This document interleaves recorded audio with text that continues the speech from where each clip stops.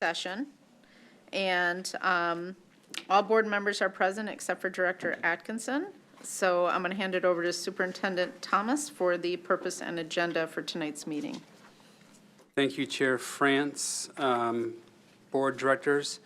Tonight, a lot of our conversations will center around district policy, namely that of our, namely that of our strategic plan. And then we will also, here we go.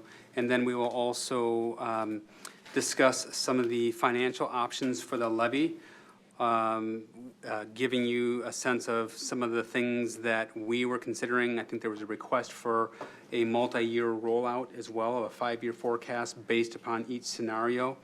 And before our team would engage in any deep programmatic design work, we wanted to make sure that we knew which lane we should stay in, because it's a lot of work to commit to, and we don't want to commit on something that isn't the direction of the board. We'll give a brief READ Act update, similar to the math standards with MDE. We're at the whim of the legislature, so we won't expect anything significant until May 20th. Likely probably give you an executive update in the June 10th meeting once everything crosses the finish line. And then we'll have a series of 400 policies to review, 500 policies as well, and then one 800 and 900 for this evening. And that will be it for the night. Okay. So on to the first item on the agenda, which is the strategic plan first draft. Yes, so thank you. So tonight, folks, what you see in here is still a very drafty draft. A drafty draft. We had great meetings all throughout our community for many months, as you know, and we've had a lot of work sessions with our core planning team, and I just want to thank our core planning team for their hard work, because it has been quite the journey, and it's quite the mental lift, and I would say it's some emotional lift. We have some really spirited conversations, but the beauty that I have witnessed, and I just want to share this with the board and our community, is that although we might have differing ideas and or pathways to get to the same idea, our community has been more than respectful and found ways to converge on a variety of things and bring a lot of this conversation to our core planning team. And it's been great. We've had our executive board reps on our core planning team as representatives of the board. And I really appreciate the leadership the three of you have provided, and just kind of helping facilitate the conversations and keeping them moving at our tables. And our plan was to complete our initial draft to bring to the board this evening. But because we were really, really engaged, we ran out of time. We did not think that we would ever run out of a 4-hour window, but we could have gone another hour, maybe hour and a half to complete everything. I was ready, but no one else was following, so I couldn't lead that one effectively. But I would just say we needed some more time. So what I want to walk through with you all tonight is where we landed in our most recent core planning team, and then ask you all to roll up your sleeves a little bit. 3 of you have been used to this process. A couple of you others have not been. Actually, in our student board rep, Dan, has also been on our core planning team as well. So he's had his sleeves rolled in this. So a lot of what you see here tonight is a culmination of everything from our community all the way to the conversation tonight. So we have not, as a committee, started our vision statement. That's something that we're going to do last, and by design. We want folks to kind of look below the waterline. I kind of think of the vision as the tip of the iceberg. If all of the mission and priorities and beliefs held true, then your vision would come to life. So we'll come back to that at the very end. So that's something that our committee will provide feedback on. But we did land on consensus, and I think that's important. Again, we didn't land with this mission just a few of us, we actually took time to really go back and forth with our community and the core planning team on a variety of different mission statements. So they as a team started with our current plan that exists, and then based upon multiple data sets, we broke them up into various teams, and each team, and I think we had 3 that night, each team came up with their own mission statement. And then we came back as a large group and we merged conversations with all of our groups. And we landed on something where we asked for consensus, and consensus on a fist to 5. A fist meaning this is something I can't live with privately or publicly, and we really need to talk about it, otherwise I'm gonna have a meltdown. And 5 is I could go out here and be your strongest cheerleader for what we just derived, and everything in between. And if we have anything from 2, a 1, or a fist, we don't move on. We stop the conversation, we engage with our core planning team and folks that were part of this process, and really help understand, like, Dr. Edwards, why are you holding the 2? Or Emily, why are you holding the 1?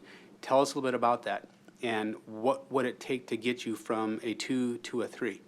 Things of that nature. So those are some of the things that we would have conversations about. But what you see here tonight on the mission is something that, as a group, we landed on consensus. And so we do have a mission that we would like to bring to you tonight, and that is to inspire and empower each learner to seek their full potential. And I know that these words might seem somewhat familiar because a lot of strategic plans have similar type mission statements, but I really think it's important to understand some of the conversation behind how we got here. And I'll spend a little time just on the mission. I won't spend that much time on all the priorities. But I just want you to understand a little bit of how we were making meaning together and kind of building community while we were engaging our community. So let me see if I can pull this up real quickly. So I'll just do this for the mission statement for the sake of time, but we had 3 mission statements that came from 3 of our groups. We split the 60 or so folks together, or split them up into 3 different groups and various facilitators from the senior team. And the 3 mission statements were as follows. The first was inspire and empower each learner/student to reach their full potential. This group didn't know if they should call students or call them learners. The second group had embrace and empower each learner to reach their full potential. And the last bullet, or the last mission statement was inspire lifelong learning and empower each learner to seek their full potential. So some similarities with the 3 different groups, but very different conversations in all the groups. And in the large group, we would come back and listen to each of the independent groups' perspectives on mission statements or priorities, et cetera. And then they would give us context as to how they landed on that mission statement based upon all the data that they had before them that we've culminated over the many months. And I will tell you a couple of things that really stood out was this notion of each, so that we are recognizing that our learners are unique. They're not just a group of kids. That group of kids has very individualized approaches. And so the term each was extremely important to all the groups. And we had this whole notion of full potential, of do we reach the full potential? Do we seek the full potential?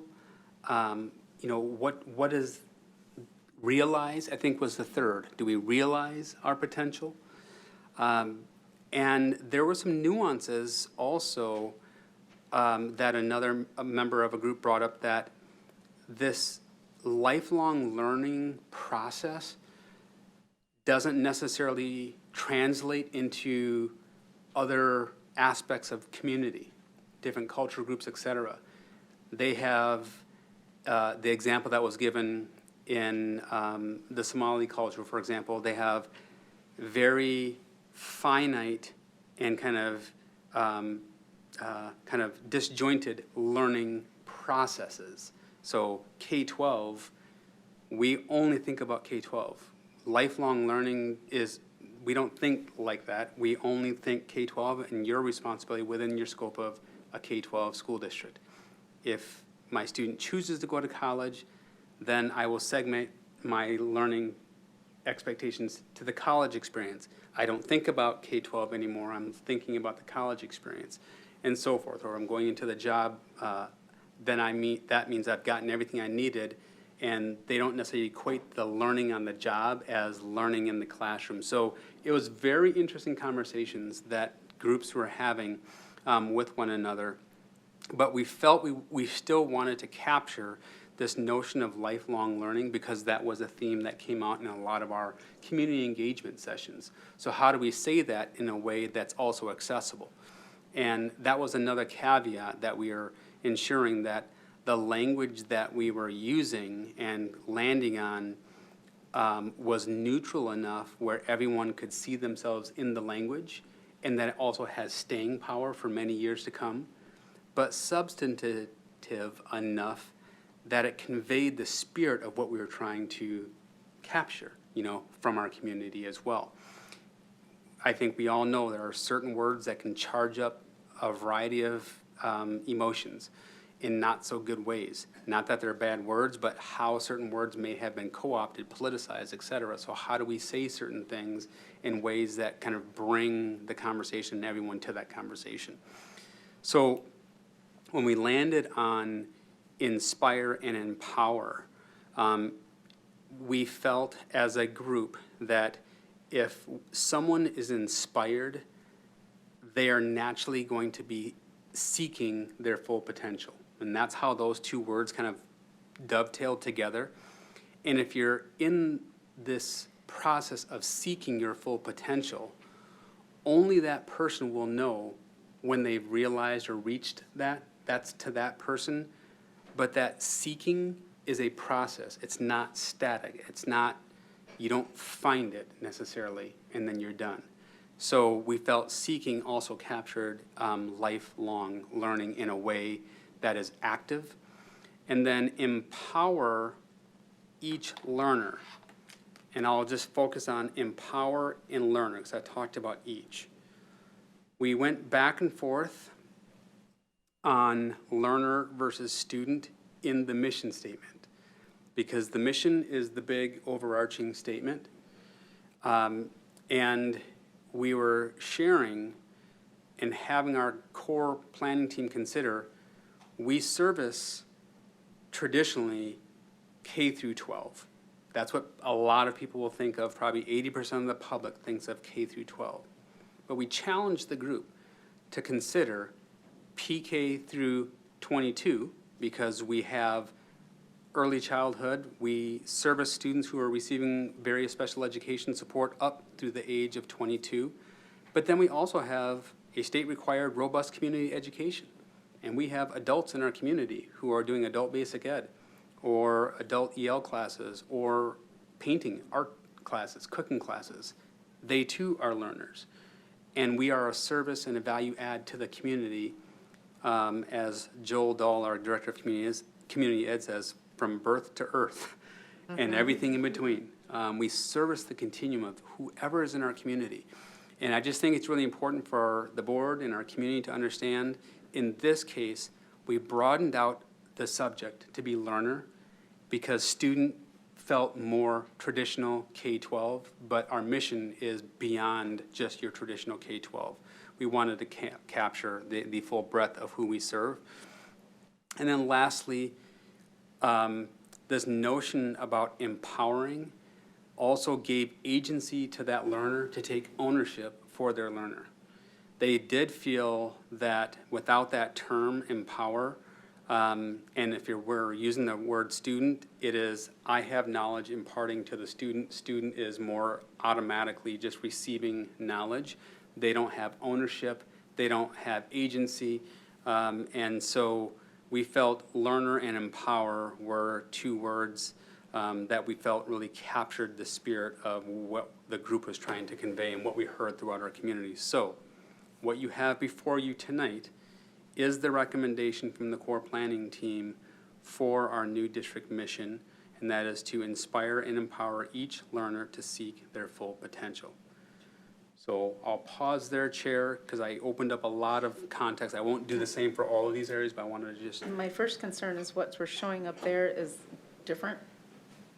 Yes, so this here is what we. Started with. Yep, this is what we Okay, started just want to with, make sure yep. that people understood that because, Yes, so what you see How that here looks. isn't necessarily what I wanted to Right, walk no, you through, and we don't want to no. make changes. Right. Until we brought it forward to you all. But this is one area where we reached consensus. so basically, this was the first draft that went out. This is So the- everyone understands that. And what you're referring to that the people are not seeing on the slide is where we ended up after all the groups got together. And yes. some of them relied heavily on ChatGPT, but we won't go there. Yeah.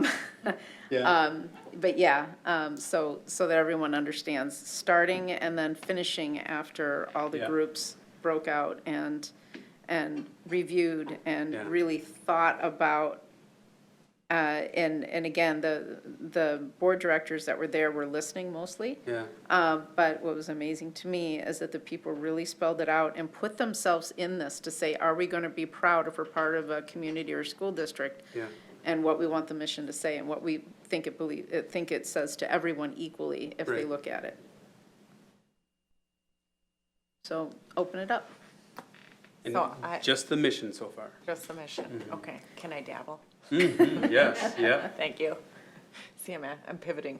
Okay, Nice. I love the mission as it stands. I love the words that were chosen and the reasoning for it, I think, and I like that it's short. The one that I verbally read. Inspire and empower each learner to seek their full potential. Yeah. Yeah. I want to challenge the core group to think about, maybe this isn't profound and might have a hard time articulating it, but that to me reads, it's very, forgive me, it's very egocentric. So, which is important, but why are we doing this? Is it to buy the biggest house? Is it to become the best athlete? Is it to, so it's important and we need it. My challenge would be what's next? What is the purpose of it? Why are we doing this? Meaning help, I think today for kids, especially that we're raising in our society, we are extremely ego-focused. And I would like to see, I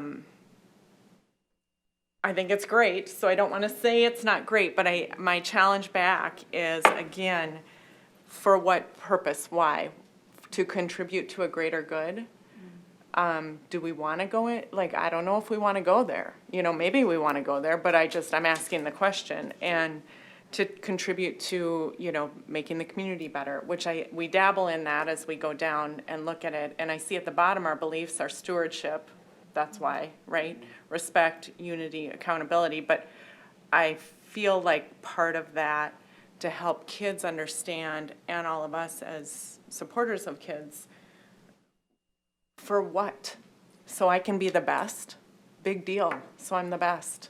Like, so I can get on the board. Okay, now I'm on the board. What is my purpose here? What is my role? How am I humble in my work? You know? So that's, I don't know if I'm articulating that well, but it's important to have that egocentric formative years thing going on, but also in the context of like why. So that's just my real So in initial our feedback. current mission talks about, to the end is productive members. Our ever-changing society. world, yeah, community. Yeah. And I'm not Or- saying we have to go back to that. Yeah. I'm just saying To that what would end? be Yeah. my like, That's a fair push. do we think we need that? And Maybe again, your we don't, feedback- and maybe it's. Sorry.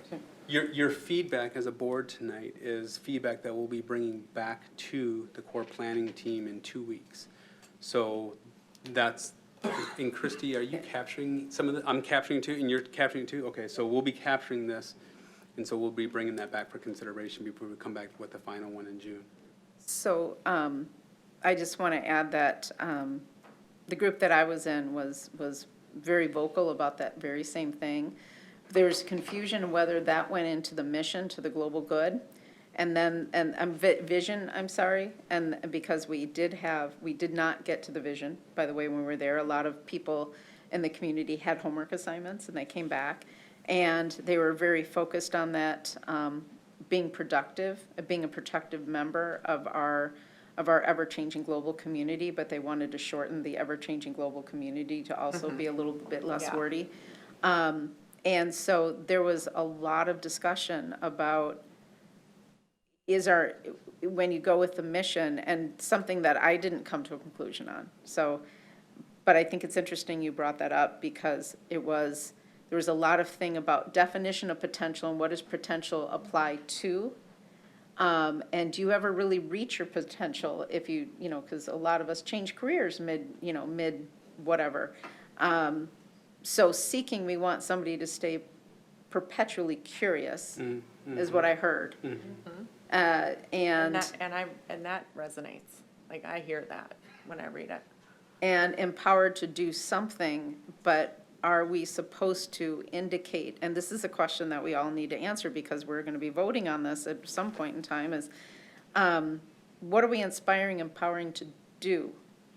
And that's where the full potential came in, and that's where the question came in is, do we have to define that for them? Do we have to find that in what context? Or is our vision to create adults, basically? And that's also, by the way, where people got stuck between student and learner. Because we have community ed, we want to encourage learners, and student is kind of a finite thing. And that also came up in some of the priorities, is we're trying to make sure that they are actually congruent. So I think what you just said is excellent, and if somebody can figure out how to solve that question that everyone's put in, go for it. But given time and everything like that, they couldn't, but I think that's really interesting. That's the first thing you saw, because that is the first thing that a lot of others saw there. Just didn't know how to solve it. I'll say that to what end may be the vision. So the vision, if all of this goes, then who would we be? To what end would we be? Right? That's our state of beingness. And so that is to come, and I think it'll find itself in that vision statement. But we'll see how that feedback goes with the group. But that's great. Great, captured that. Other perspectives? I'll say it was to that point, it's hard for me to marry all of this without a vision. And I understand you're running out of time. I mean, that happens. And I get that, and I know we're gonna get that. It's just when I'm looking at this, I'm like, I keep going back to, well, our vision says, okay, wait, we don't have that yet. So that was my challenge in reading this, but I know it's coming. The part I really like, I love the word seek. And I circled it, 'cause I'm like, I love that. To your point, it's a constant state of learning. It's a constant state of curiosity. You're not done when you graduate. Sorry, Dan, you're not done yet. And you're always learning. And so I love that word. To your point, Amy, I had rumblings. It wasn't as articulate as you put it. I had rumblings in my head about the why. I loved in our current mission, the ever-changing global community. I love that, but I know we can work that into maybe somewhere else. And then my next question is, I'm looking at this as, here's our mission, and here's kind of our 4 strategies that lead up to that mission. And then my next question is, how are we going to achieve these? So what's the tactical, Yep. what are the So- tools and the tactics that we're going to impose to meet these 4? Yeah. So that was a priorities? big question of many of our core team members, and that was a strong desire of many of our core team members. That is the management plan. That would be like our district improvement plan, our school improvement plans, our department plans. That's the management work, and so that will be part of our deep dive with you all, I believe in September. where you'll see all the work behind the core pillars, the core priority pillars. But that's where that will fall. And if you all remember that large document, my very first year here, think of that. That's going to be playing in the background. But we'll report on only things that are germane to these 4 priorities. So we'll kind of elevate that work in our quarterlies that will now align to these 4 areas. And the goal between the vision, the mission, and the 4 pillars is to basically stand the test of time. Yes. So if, the actual management plan and our current environment changes, we shouldn't have to go back and change the priority or the mission or the vision. Right. It should still fit underneath there. Right. And if it doesn't, then we obviously have an issue. Correct. So, so it should be flexible and very, very persistent over time. I love the 4 buckets. I think they're very powerful. So those 4 buckets. We have to go into the language of each one of those, too. Yeah, so those 4 Homework we have. buckets, again, were generally, we had consensus, and I will share with you all the feedback was there are 2 that we landed on differing terms to shift on consensus. So academic achievement came out loud and clear through every session. That's our first bucket. Where we landed on resources is no longer maximize, it's optimize. And that really brought into this whole notion of efficiency as well as stewardship and a variety of other things that people were trying to cling on to, and they felt that was captured in the term optimize versus maximize. Positive learning environment held. And then the only other shift was community engagement moving to community partnerships. They really wanted to focus on, well, you can engage, but do you truly have a shoulder partner after that engagement? Are we trying to make sure we have parents as partners, community businesses as partners, et cetera? So that's what they were really wanting to pull out. And anybody that was there, if I captured that differently, but I think that was generally the sentiment on that one. So it would read community partnerships versus community engagement.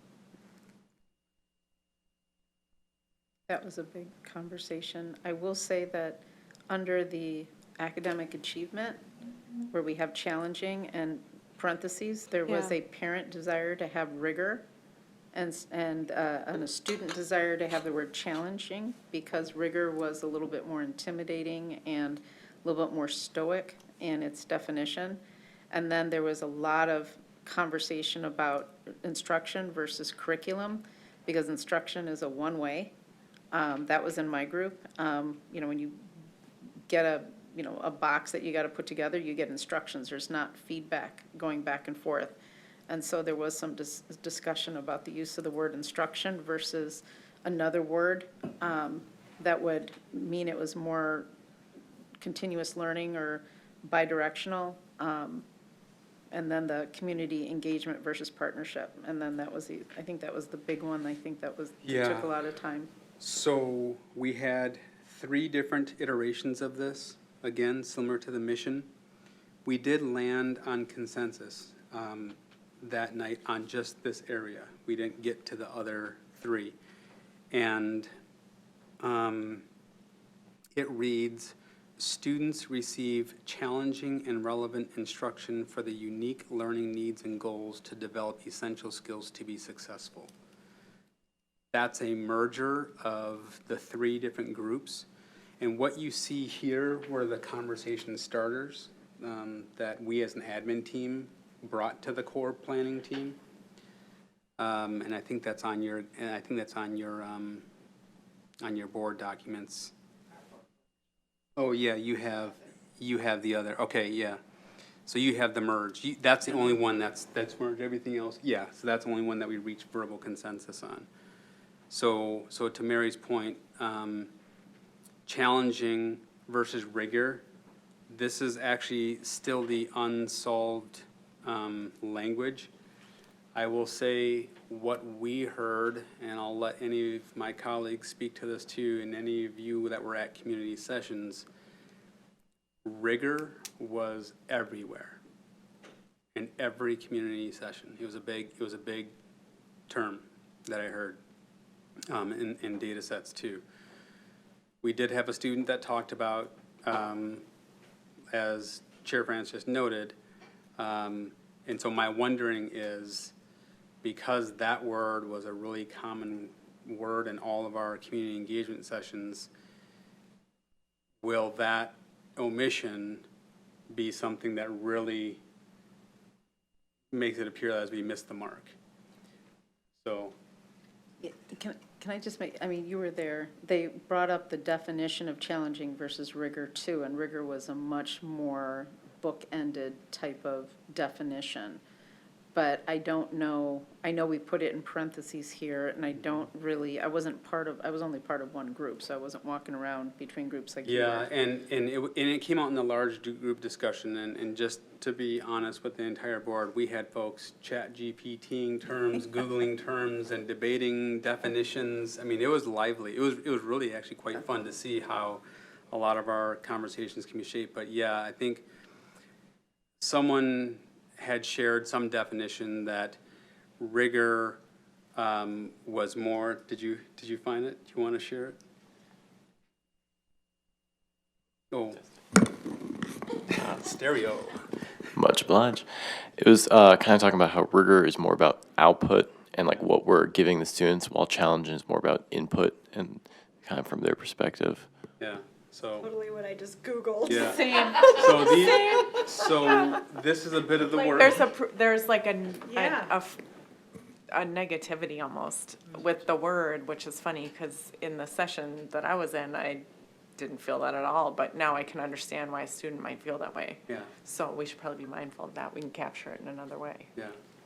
And So, by the way, the other conversation that was there, and this is not, I'm not making any judgment call, just bringing it up, is that our students reading these or are the parents who are want to Sure. put their and that kids was here, another so, yeah. conversation for as sure. well. So who's the audience to the message? And that was another interesting, the perception of the word versus the definition of the word, and what are we trying to say, so.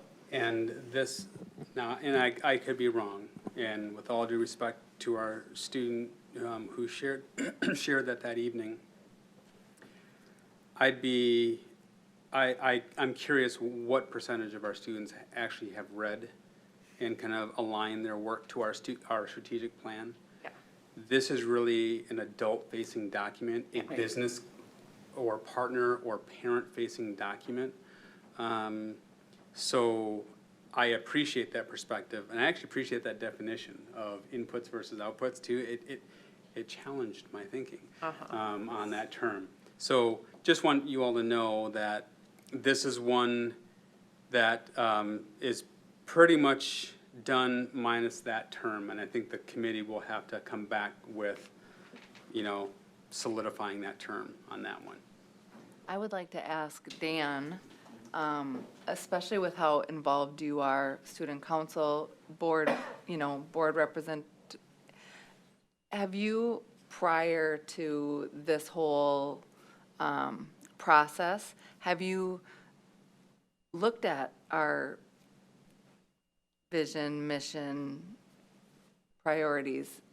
Has that been something as a student who's very involved and you're a leader, have you looked at that? Because I did receive from the core planning meeting that the adults were really wanting the word rigor.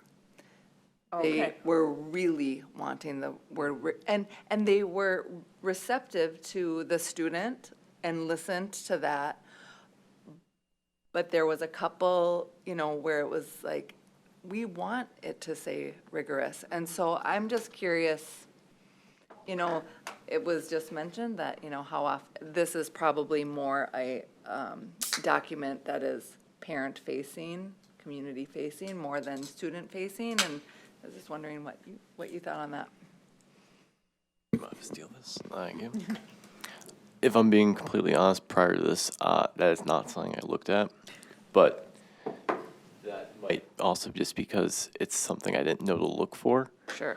I actually just made a note on my phone about, because I was just thinking, like, there's so much information that happens here and happens at the district level that students should be aware of. I just made a little note on my phone to kind of look at different ways to incorporate that in the school, to get more student engagement. Because right now there isn't, but I think there probably should be more student engagement, and like students should feel like, hey, looking into this stuff is important. And I think a lot of the reason is they just don't know to look for that right now. So we were trying to keep things succinct as well. And so again, an option for the committee could be to just add it. So students receive challenging, rigorous, and relevant instruction, you know. So that could be something that we just bring back to the committee for them to consider that as an addition. I still heard a lot of feedback privately and hearing it from the thing of people not liking the term instruction. But I don't know what would go there. And because there was so much discussion on rigor versus challenging, we didn't really get there. But in the interest of not having surprises also, is there something that is everybody okay with the word instruction versus another way of talking about what we actually provide in the academic pillar? The only other word I thought of, but I agree, like, I don't know if that's the right word. Also, I'm not opposed to it.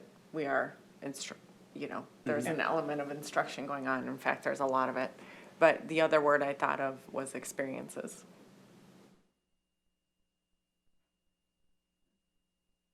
But it does not capture instruction, so. It doesn't capture the concept of academia. Right. Yeah, so, Well, yeah, I That's think, a- you think about experiential learning. But yeah, I'm fine with instruction.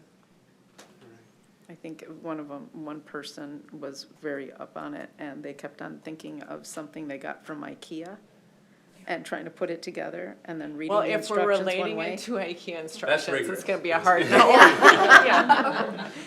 And I think that's where the negative connotation came in, is, okay. Speaking of rigor. It keeps Okay. telling me these two pieces are supposed to fit together, and they don't. Yeah. That's so interesting, though, because I never would have thought that. Yeah. I mean, The Yeah. I I distinction think it's between- such an interesting exercise that Yeah. words matter Yeah, differently to everyone, yeah. to each Yeah. individual, that instruction didn't pop out to me in the slightest before this conversation. And I guess to your point too, I don't mind instruction, but if there's another word, fine. But this is such an interesting exercise. Yeah. It is. And if I can add to the Yeah. discussion as well, so just kind of thinking of the mission where we're looking to inspire and empower each learner. If we're thinking of those in the early childhood education, early childhood family education, or those in our transitions or even community ed, I'm not really signing up for instruction, I'm signing up for enrichment. It kind of fits all those different pieces, doesn't really hit the academic rigor, but So there is context I omitted. If you notice, the word shifted from learner to student here. Yes. Okay. I did notice that. That was another discussion. So when we're talking about academic achievement as a priority, that priority does focus primarily on our target pre-K through 22. And those are our traditional students. And so that was another discussion that the group kind of reached consensus on, to say, this is where we need to call out like our bread and butter. Like, yep, it's enrichment, it's adult basic ed, it's community cooking classes, it's driver's ed, it's football, it's, all these things. And none of that's possible without our bread and butter of core academic instruction. for our students, who typically are pre-K through 22. So I did forget to mention that to you, of that language change there to students.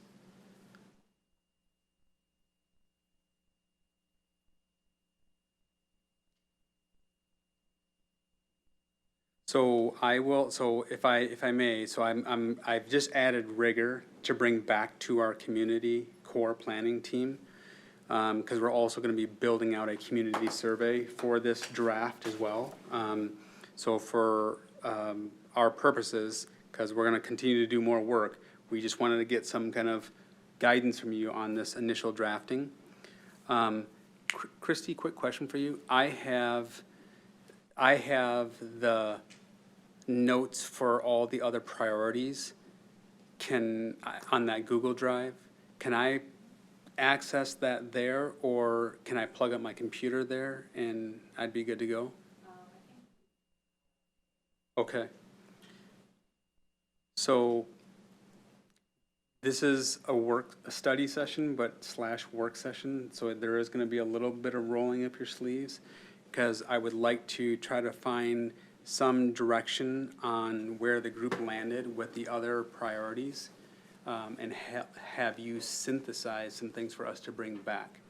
We were going to do that as an admin team, similar to what you saw our initial ones, but we wanted to just do this out in with you all. And so we felt it was important for you all to help wordsmith the last 3 categories.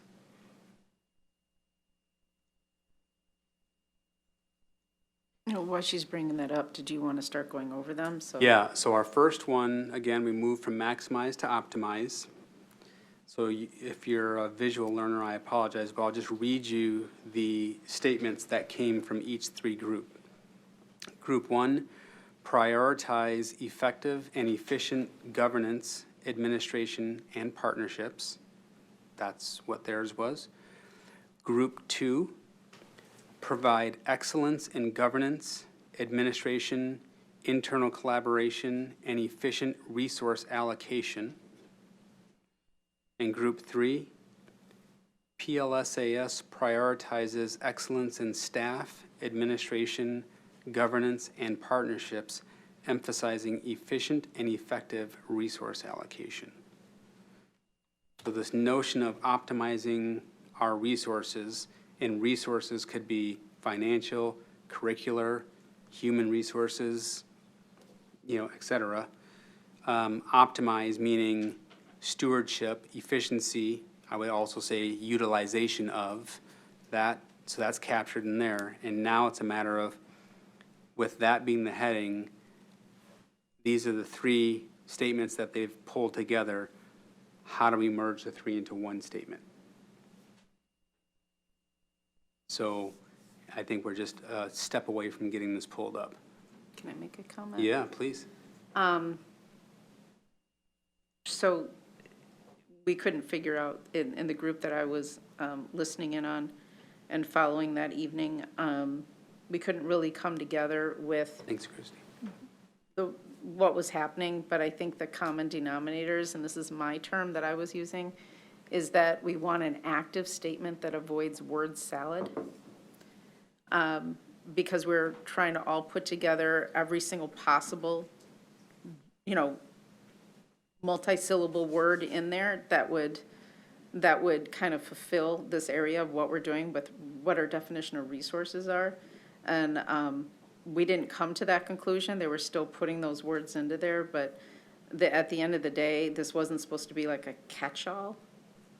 It was supposed to be a little bit more forceful or active, and we didn't, the group that I was listening in on and helping to run, I didn't feel that it was still, we ran out of time. But, and word salad is my word, because we were just throwing words in.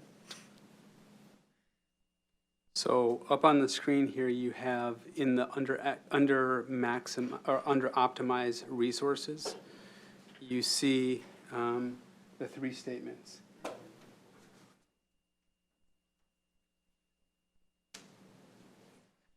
And I know our structure and format's a little different, but how do we converge the 3 into one common statement that is illustrative of the group that we would bring back to the group for their consideration. To say, did we capture it? I'm having trouble with how you have excellence in partnerships.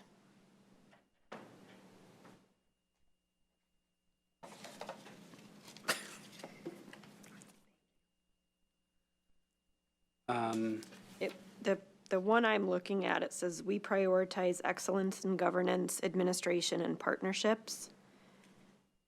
I guess I'm having a hard time with how do you have excellence in partnerships? I guess it's the word choice that I'm having trouble with.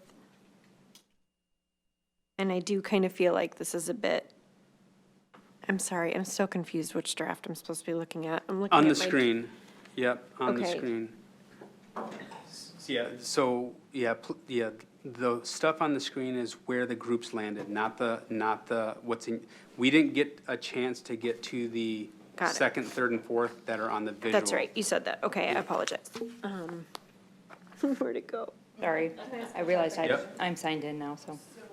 The first academic achievement, Yeah, I apologize, I wasn't there. Got five yeah, so this one, as it stands, in yellow. in the yellow, that one was, we reached consensus as a group to bring to you all for your consideration. And then we added rigorous for you all. And then 2, 3, and 4, we didn't have a chance to get to that night. Size and 55. Yeah, so we're looking for some consensus from the board tonight on how we could synthesize, yep, to bring it back to them. And then they can still, And they'll still, yeah, I mean, your feedback will be important. you might put it underneath there as a And that's what. board line. Right, and so I put board guidance underneath the yellow, so we're good to go. Yeah. And so, as you think about the 3 group statements, it's clear you can see governance, admin, partnerships, like these entities are a source of the subject. So that's something that's already jumping off the page. And this is kind of how I would help facilitate the dialogue with the large group. So when you see the subjects kind of in agreement now, what's the action, the verbs that are around that? And that is how we, so like, do we prioritize effective and efficient? And I think, Jess, you were, Director Olsted, you were talking about trying to understand maybe what excellence in partnerships looks like. And I don't know if anybody here was in group 3. Were you in group 3? Do you recall, Dan, the notion of excellence in partnerships and what that was supposed to mean from your group's dialogue? Just that we might be able to give some context to Director Olsted. So the question is, where excellence came from? No partnership. When you think of Partnerships? excellence in partnerships, what does that look like, or what does that actually mean? You recall your group. That's a great question. Okay.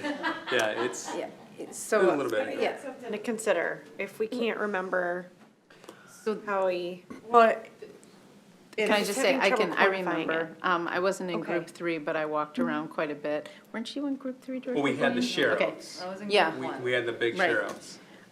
They were all. The consideration was that they put partnerships in there, first of all, before we got to optimize partnerships at the end. So there was a lot of concern about what is your definition of partnership? Sure, yeah. And I think at the end, they kind of chose to take it out. At least that's what I thought, because that was one of the definitions and what you mean Down by below. that. And they, what they really wanted was internal partnerships, but they didn't want to say it that way, like within, between schools, optimize resources between buildings, schools, you know, Okay. all that kind of Okay, stuff. that's what they mean? That's, Internal that's what I collaboration. remember, because Internal then when we got collaboration. to That's optimize and using the word partnership over here, then the conversation came as, okay, are we gonna use it twice? Do we have, we're not defining it, you know, how do we wanna limit it? So what I understood them to do is, I understood them to take the word partnership out. But what I also heard, and Dan, I'm not sure if you heard when I was walking around, is they really wanted to put staff in there somewhere, right? Yeah, and that was also, how do we say that? Is it encapsulated in another word? That helps. So I think if I'm looking at Group 3's line, PLSAS prioritizes excellence in staff, administration, I'm just spitballing here, prioritizes excellence in staff, administration.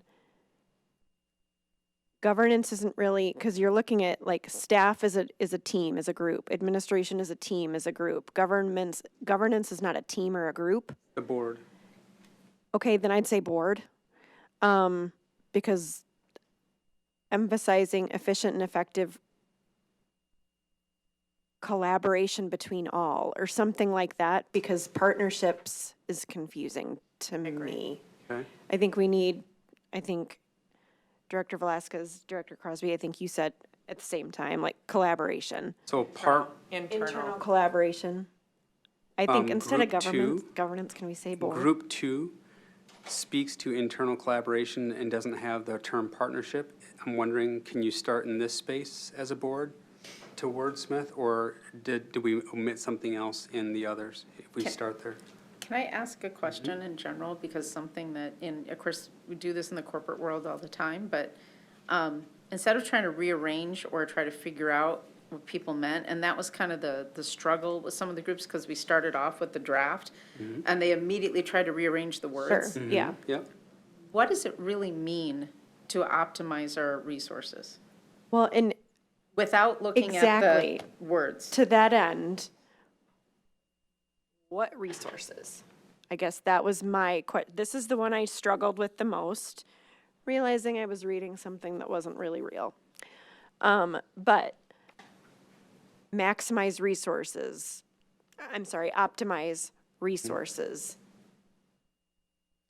And resources are financial resources, they are curriculum resources, Can we, it's, buildings. and I don't mean to your point, because I get that. I don't want to like wordsmith this to death, because that's not necessarily our job right now. But I feel like maximize district resources or something like that, to where resources make sense to me. I'm not being Instead of trying to individually name what we mean by resources, is that I what don't you're care if we saying? individually name them. And quite frankly, I think we should. I like school board versus governance. What if it But was? just, I think, optimize resources.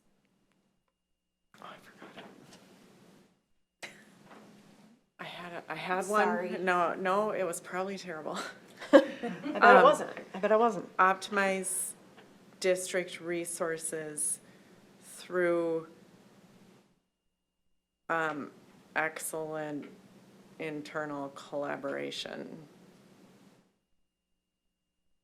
Which is probably too long, but I get what you're saying. Like, I think we Anyway. need like, Well, your priority, again, your bucket should be brief, like, right, all of what you're saying now is, so that's defining what we mean in that bucket. right. So if optimized district resources is the thing, that means, You're Right. using them to their fullest potential. Sorry, I had to say that. We're gonna wordsmith I know, the heck so out of in an this. effort Maybe to it needs to go back for more clarity. Yeah, so I guess my question is I know we're trying to synthesize this to send it back to them, but out of curiosity, is it to maximize the time on that last meeting on the 27th? Or, because my concern is you started them and you got the groups to take these three and become one. Well, now you're gonna take the next three buckets and we're gonna wordsmith them, but then that's our work as a board. And is it gonna be perceived that it was a time allocation, but is it, this is the community, this is the Strat's Well, no, job yes, to but finish this task. But when you get into one of those meetings, and you can see people it kind of happening. implode, the reason why we're also, not only are we approving it, but let's say you guys are, and everyone that wasn't listening to the, basically the mental gyrations that were going on, is we're looking at it from a third party now, of how would someone reading our website understand what this means and what does it mean to us? What do we stand for here? So you do get a little, and I mean, I think you've seen it too, they got very, very much into word definitions and very, very detailed into the various conversations. honestly, you And, don't get and in- you kind of forget the forest for the trees a little Well, bit. and you've been there for 4 hours, and Yeah. they're at the Yeah. end of their workdays as well. Yes. And let's just be But- brutally honest But with having, ourselves. after participating in the one session I was at, so, you know, not as many as The others. community-based. Yeah, Yeah, the the community-based session, but obviously it's coming through, and I think it's very reflective of our culture as a Yes. district, is to absolutely optimize resources. That's what we do, and we're very efficient. I think that's what this is trying to capture, and I Right. think given this, I think sending it I back just is think fine. even But how would you going down- define optimized resources if somebody didn't give you this thing and somebody just says, how are you doing it? To be very collaborative and very efficient. That would be in my mind. Let me pose this as another pivot. So tonight, so what's kind of driving the conversation in this work session, kind of really rolling up the sleeves a little bit, was to track to present this in its finality on June 10th. Okay? Now, let me just open this up for the board. So, if we took the 28th, if we just walk through this tonight, just so that you can understand the context of how we landed and where we landed that night, and then also just review, there is some discussion on one of the core beliefs or values. And we come back to engage the core team in the exercise of synthesizing everything like I've shared with you all. And then at that point, we have a kind of our close to final that we would present to the board. Then I would extend out to the study session in June, because then after that, we'll then push it out to the community for the survey. Because we wanted to push out the survey with not all these options. We wanted the thing for the community to respond to. So my ask is, if we go back to the 28th with the team, that we could then present this to you perhaps in a first draft on June 10th, get any feedback from you all, and then any tweaks we would make, we would present the final on June whatever it is, 20th. That's earmarked for the work session right now. And that you would just open up and adopt the plan. So you would run a survey from the 10th? Yeah, so we would finish June 28th. I'm sorry, May 28th, thank you, May 28th with the core team, and we would have one synthesized document. We would then open up the survey. Okay. Prior to our June 10th meeting, so we would have that feedback on that as well to incorporate anything that we would want to share. And we could provide an update, like a close to final, knowing that we'll incorporate then any feedback we hear from you on the 10th, along with what we hear from our community, and we do that convergence and then present the final to you on June 20th, or whatever that work session date is. June 17th. Thank you, June 17th. And we vote on that? You would vote Right, on That's that, what I thought, yeah. in order to, and then. So that over study the We'd session- summer, vote we on would the change. 17th? That We would vote on the 17th if that were We would have a the. work session, but then we would just, The only challenge I think that makes sense to me. I don't know, other people can weigh in, but the only challenge I see is just getting the feedback from the community in a timely enough manner. Well, From we the ha- 28th to We're not gonna the, get it by the first week of June, I don't think. well, that's what I'm saying. So if we opened up the survey window, let's say May 29th or whatever, we would leave that survey window, I'm gonna pull up a calendar forgive me, I'm just thinking out loud with you all right now in the moment. We would leave that, we could leave that open from the 28th through the 4th, which is a week, including a weekend. And then we would come to you all June 10th, and we would present our draft, and we could synthesize some feedback statements from the survey with you as well, and then get any feedback you have that night, and then we merge your feedback with community feedback, and that would be more of an administrative process then of incorporating that final leg of feedback, and that we would present to you then on June 17th, the final, which would incorporate any kind of feedback that we garnered from a survey as well as feedback from you all on the board. Okay. Just wondering if, how that works for you all, given your time and kind of what I'm hearing. Let the core team kind of grapple with this a little bit more. Well, I do think we need to give them a little bit more guidance, and, but considering we are also voting on the budget in June, and that's a big topic, I think that it would be efficient use of our operational resources and governance to actually focus the June 17th meeting on this, and then a finalization and a vote On the 17th? on June 17th, which is the last meeting that we have of this fiscal year, so. Right, and as well as approving the budget. We approved the budget on the 10th, I believe. Thank you. Director Frederickson, that is correct, that's our plan? Because the 17th is a study session, so we'd open it up to. Yeah, To a vote at the end. and that would also potentially be where we would approve the, or you all would take action on the levy as well, I believe, is when we're earmarking that 17th. We don't vote in July like we did last time, we're gonna, we have to,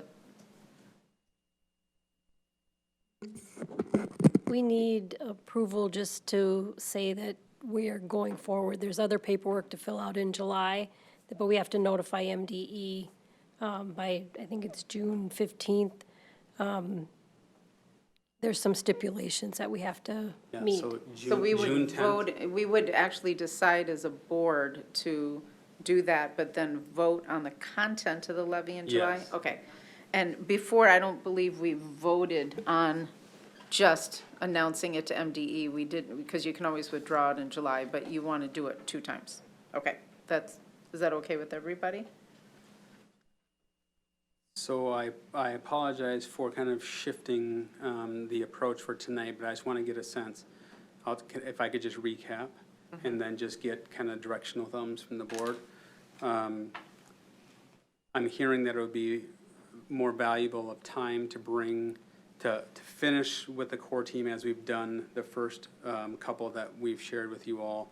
We do that on the 28th. Immediately following, we open up a survey window to garner feedback from our community. We come to you with the themes from that feedback as well as the presentation of the draft, the almost final draft on the 10th, and get your feedback. And then we would spend, as an admin team, the next week incorporating any last feedback or community feedback and present a final product to you on the 17th. Is that okay with the board? I've got. I guess that's what I'm asking, directional support, if that works for the board. I have a question for the board. I agree with that, but is there, I mean, since we're seeing this as a third party, even me, because I wasn't involved in all the groups, I just walked around, we were listening most of the time and just making sure everything was running. Do you want to give, is there certain language or something like that you would want to give guidance to the core strategic group? Because when we left them last time, you did say that the board was going to be providing something back to them, and I don't know how it would go over. It's not that I don't want to do it. I don't know how it would go over if we just, boom, send the same thing back to them. Well, if you're saying to them, we allowed the group to synthesize the Right. first one, Right, we're going back saying, we're gonna ask you to do that yeah, to 2, 3, and 4. Okay. yeah, Because it's consistent. right, Yeah. right. And- I think they'd appreciate that. You know, And I- you're working on the vision too. Yeah, they will be Yeah. doing that. But I think, again, I wasn't there, but I've been at the first 3. Mhm. You get there at 4, by 8, they're worn out. Mhm. And I think now that they've had the opportunity, I mean, we haven't even seen these 3. For us to Mhm. sit and try to synthesize Mhm. this and give it back to them, Yeah. I don't think is allowing them. I Yeah. mean, And the only, consistency is really important to me in this process. Yeah, I So- agree. and the only reason why I say that is because, and I want to go back to the fact that somebody's going to come to our website and they're going to see this. And they're not going to go through and change the words around. They're not going to go through, they're going to come away with an impression of our district. And the only thing that I am challenged with is, you know, once you get in the weeds, you're not getting that impression. So if there's a way we could send them something back, like this is how it looks from somebody who hasn't been looking at these words for 4 hours. You know, that was just my goal, Well, because that, honestly- Enrique, did you want to say something? Sorry. Yeah, if Go I can ahead. offer. Yeah. So just kind of reading through each of the 4 priorities, it seems like we're segmenting groups just from the language we're using. So students receive, we prioritize, PLSAS fosters, we champion students. So if we use consistent language throughout, Okay. I think that's something that they Yeah. can continue to build off of. That's good feedback. That's really good, yep. yeah. And I also want to make Because sure that it's- we're getting that survey out too, because as soon as the end of the school year hits, Yeah. you know, rightly so, everybody's kind of like, peace out. So I'd like to make sure that we get that survey out to our families too before the end of the school year, which this timeline allows us to do, obviously, but Okay. because I think that's going to be really important. But to answer your question, Dr. Thomas, I'm comfortable with that, and I agree about the survey. And I think we have given some feedback initially on Yeah, the, we've got on some the good 2, Points. Mhm. yeah, so. All right, I will adjust that timeline, communicate back out to the core planning team so that they know what to expect coming in. And then we'll stick with that timeline that we just proposed tonight, and we'll redraft the calendar that we have, our visual calendar that we have on our website as well. And thank them. It's a lot of work. It is a lot You of look work. at one page, right, and you think, how Yeah. hard can it be, right? It's But really fun it's- work. it's- It's really fun work. It's fun work, but it's hard work too, so, Sure is. thank you. Okay. Thank you for the flexibility.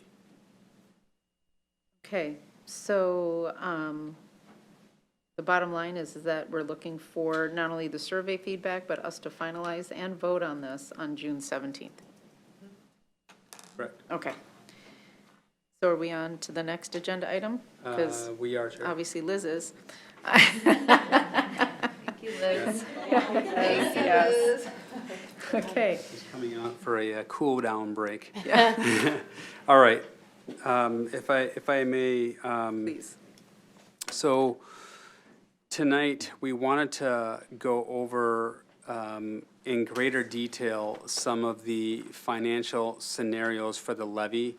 They are in your packet. You may have to zoom in on your laptops if you're looking at that, but let me just share a couple of things that came through our engagements with community, namely at our financial town hall, or town hall on finance.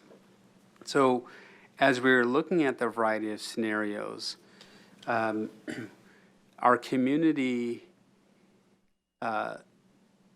in the Peter Morris Leatherman survey, if you recall, the greatest amount of where our community would support raising their taxes for the 9 different areas that they identified was 0. Okay, that's the highest level of support. And then it waned all the way down from there. okay? So, but what we were talking about as a group, as an admin group, is that our statutory ask of what we could technically by law ask is up to $61 a month. And we know that there's like absolutely zero support for that. Okay, so going to the statutory authority isn't necessarily maybe good stewardship, but we wanted to present kind of everything to you all and kind of see where we land. So no matter the scenario that you look at on the spreadsheet, every scenario will eventually bring us back to a similar state that we're currently in. That's the financial state of affairs right now, which goes back to Director Bernick's point about a couple weeks ago at a study session of maybe we need to have a conversation with the state as to how their funding formula needs to shift when we're in an aging state, because every district is going to be grappling with dwindling enrollment to a certain extent, and so thus impacting budgets, which is why you're seeing, you know, well over 300+ million being reduced in the metro. So, so when we look at our current reality, one of our options is to do nothing, and that means allow the current levy that we have to expire in fiscal year 29, I believe. Is that correct, Tammy? 29. And we know that without any new additional levy coming in, that we're going to be in a really bad place. So we just know that doing nothing is not an option, okay? If we renew what we simply have currently, when this one expires in fiscal year 29, we know that what this current reality is netting us, okay? So we know that we're going to be underwater essentially in that scenario. When we start then thinking about what could we ask our community to actually have a return, because I think the next tier on the Morris Leatherman was $30, or I'm sorry, Yeah, That's right. yeah, $30 a month. That essentially buys us about 1 year's time to make some moderate investments in our district, and not really do any of the 9 things that our community said they would like to see, namely class sizes, career pathways, individualized support. You know, there's 9 of them. I don't have them all memorized, but it seems a little disingenuous to go to the community and say, would you raise your taxes to $30 a month, and we're not able to deliver any of the things that you said you would raise your taxes for. That just seems a little disingenuous. So that minimal ask of 30 nets us nothing, okay? So then we go to the $45 a month scenario, and that allows us to have about 3 years worth of time to make some critical investments and probably accomplish a few of the items on that list of 9. And I would wager to say some of those could probably be combined or are outcomes of doing something else on that list. But nonetheless, it gives us about 3 years of our ability to make some investments and actually deliver a return on that investment to our community. And lastly, like I said, the $61, which is the statutory max, it would afford us about 4 to 5 years of moderate investments before we're back to the scenario that we're currently facing today. So I just want to be clear with the board. There's not a scenario on this spreadsheet that changes our current reality unless we get many more students. At some point, we're going to find ourselves back in this conversation. So I wanted to just kind of set the stage for that context for Tammy to kind of walk through any of the technical aspects of what that actually looks like, dollars and cents. And so with that, Tammy, I'll just turn it to you, or Director Frederickson. Thank you, Dr. Thomas. As Dr. Thomas said, we're on kind of a downward trajectory. We are, as we've mentioned, I think the last couple meetings, we are an aging state. We're not seeing increases in birth rates. So that's going to be our reality for a few years. I mean, the second to the last two scenarios will buy us a little time, and it does put some dollars into our fund balance. But we would be in the $45 per month, and that's $45 on a $450,000 home. Obviously, it would be different of whatever your home value is. We would be able to still have a fairly healthy fund balance and take some fund balance out in fiscal year 29 and 30. And then that $60, the max, we would be adding just slight amount of dollars to our fund balance, and again, have a pretty healthy fund balance.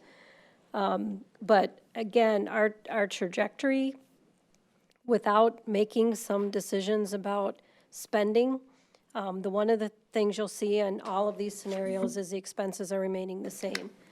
If you want to see what the impact of revenue has, we have to assume that the expenses are going to stay the same. So we still have to continue to meet our obligations on all of our contracts with our employees. We still are going to see whatever inflation rates are going to look like in the next 5 years. I don't think the feds are anticipating a drop in inflation rates anytime soon. So we'll continue to see some of those increases in utilities, some of the contracts, and also keeping in mind that some of our vendors are having to live with the same legislation that came for us around earned safe sick time, family medical leave. They're also going to see those same expenses, and they have the advantage of being able to pass it on to their customers, which is us. So we're kind of, again, without making some changes in how we spend money, we're just not going to see an enrollment increases to enable us to do more things. We're also seeing huge insurance increases. I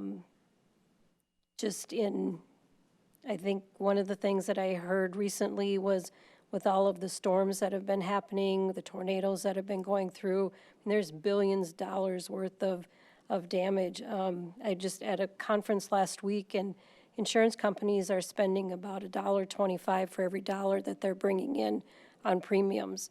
They're not going to exist doing that very long, so they're going to have to raise their rates. And again, we're going to see that. So I don't want to say gloom and doom. I mean, we have opportunities to make some changes and decisions that we're and how we're going to spend dollars. But the reality is, if we continue as we're going now without some significant increase in revenue, we're just prolonging the trajectory to running out of money. Can I ask a quick question before, I know, I want to send this off to everybody, but I'm trying to synthesize what you just said. In these rates here, you did or did not include standard inflationary increases, I did. especially in fixed costs? Okay. Yes. Okay, I just want to clarify that, because I know you went back to that. Now, does this include, let's say, an average of a 2% on the state formula, or did that get? I actually increased it by 3%, which is the cap. So I'm being a little optimistic because the statute reads that it will increase no more than 3%. It's supposed to be at the inflation rate, but no more than 3%. So I just assumed that every year it would increase 3%. And I would assume not, If because in our fact it's- history and the right. fact that we blew through our surplus last year, we've got far less of a surplus, and we're starting to see that Yes. standard inverse market turn, inverse ratios start to occur with income in the state, particularly with some of our largest companies leaving, et cetera. So what is the delta here if we put in what we normally standardize on in 2% per year? It would in a biennium probably year? cut the trajectory, well, it would be about 1.5 million. Okay, and that's not going to make or break Per us year. based upon, okay, good. I mean, it's still going to be the same trajectory. We'll just have to, again, make some different decisions on expenses. Okay. And did you also, and just one last question, but I'm going to open up to everybody, I've got a ton more. But the sped ratios, did they stay consistent? Yes, I did increase them by the percentage of for salaries. Okay, So I did build that in. Director Frederickson, one of the scenarios is that we renew what we have already, the levy that we have in place already. Do we do that now, or do we do that in 2029? When do we renew it? You could, so the new legislation says, as a board, you have a one-time opportunity to just Right. renew exactly as we have. If we're going to do that, I would say we would probably wait until it expires, because once you renew it, you have 10 years. So if you renew it now, you're not getting anything, you're just renewing it exactly the way it is, and it'll expire in 10 years. So the first two scenarios, like number one is we do nothing.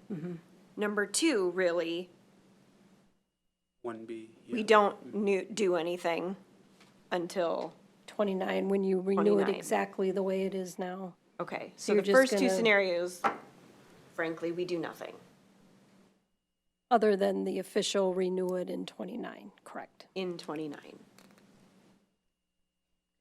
Thank you for clarifying that.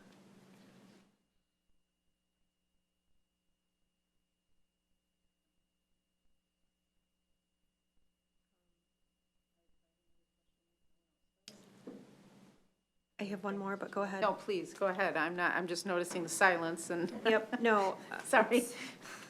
loaded silence. Internal processing. Yes, exactly. So we're using, so sorry, here we go. Like the $30 a month on a $450,000 property, like scenario 3. How is that being factored? And I know this was in a packet, maybe at the last study session, I'm sorry, I don't have it with me. How is that being, the $30 being, what's the equation there? So like if I have less than, if my house is less than 450, right, which I know that's give or take the average around here, but if I have less, what's the equation? Once we make the decision, there'll be a calculator that we can put online. Okay. You just put in your property tax value, and it'll tell you exactly how it is. It's kind of hard to, because obviously everybody's property is different. Yeah. But on the $30 scenario, it's give or take $5 difference for a $50,000 home. So for a $400,000 home, instead of $30, it would be $25. And that's based on value, not Property tax value. Property value. property Not tax Zillow value, value. not sales value, right. I think that's very important. Thank you. Go ahead, Mary. Sure. Yeah, thank you. Thank you for the analysis. This also assumes that we make 0 changes in programs or Correct. school offerings or other operations. So, I mean, I think at least seeing the different scenarios play out, it tells us no matter what, by 2028, we need to make some operational changes regardless, just to be able to continue to operate and deliver programs for our community. Now the question is, which things are gonna going to change, and, you know, we value every single one of our children equally, but some will have to be sacrificed, I think, in no matter which one of these different options we pick, especially hearing from the community that they want 0 in the Studer survey, or sorry, not the Studer survey. Morris-Leatherman survey, the highest ranked tax increase was 0 increase. Right. But they asked for 9 things if you do raise our taxes. And so, you know, it's a little bit of a mismatch of level setting of expectations. You have the floor. My question is, thank you for these scenarios. My question is, in future sessions, legislative sessions, we can't predict what that, so although I appreciate this forecasting, and having experienced what we experienced last year, my first year, right, on the board, we received funding. I won't even say the word. We received funding. It had a lot of mandates attached to it, underfunded, unfunded, such. And so all of this remains gray. Yes or no? Am I thinking about it wrong? Because all of the, like, your predictions, the forecasting, it really helps me. I appreciate it so much. The thing that's missing for me is a rather big piece, and it's what we will receive. You're Director Bullen, you're absolutely right. So, again, this 5-year forecast, the board was asking kind of what does this look like, you know, as it plays out. Right. So that's what you have here. And there's a lot of things that could happen in 5 years because our market is so volatile. So we could have, you know, inflation not get under control and things just crash. We could have the state provide more revenue than we anticipated because they changed their funding formula based upon an aging state. I mean, there's a lot of factors. We have to make some projections, though, financially, and try to norm for as much unknown noise as we can that will likely hit the airwaves. But if nothing changes, given what, you know, we look at our historical increases of utilities, our contract settlements and all that, we kind of bake all that into these scenarios to say, okay, we have to make a decision on a direction to go in, to have a conversation. If that's, you know, what the board ultimately votes and decides on. So given the forecasts, similar to reading the stock market, where do we believe we should go to maximize the return on the conversation with our community? And what would buy us the most time? What would, I mean, if we do nothing, we know where this movie ends really quickly. And we also have to be mindful stewards and not ask for so much that we upset the community, like how dare you ask for, you know, even though we might be statutorily afforded to, that's probably not the wisest thing to do. So is there that midpoint? And we would recommend that we would be considering a midpoint as an admin team as we look at everything and still try to deliver something to our community simultaneously. Going for an ask and not delivering anything, but we're raising your taxes anyways, that's a hard levy to sell. Like donating. So our, as a team, we, with all these other factors, knowing that our likelihood diminishes, the $45 a month on the 450 average allows us time and some moderate investments over that time to maybe interrupt our trajectory. It allows for us to see what happens in the market. Should the state do something? Should the economy do something? But we also know that in 3 years, we're going to have to make some decisions, to Director Velazquez's point, of what will we have to start omitting at some point.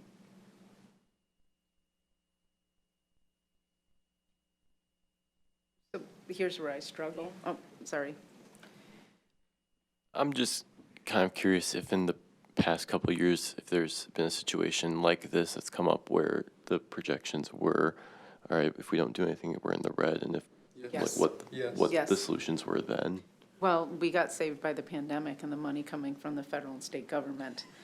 Because we were right before the pandemic, our ops levy, which was clearly too low, the enrollment hadn't increased, and so we were already riffing reduction in force, individuals and cutting programs. So, and I think that, and I agree, we don't like comparing ourselves to other districts, but unfortunately, the community wants our test scores to be where certain other districts are.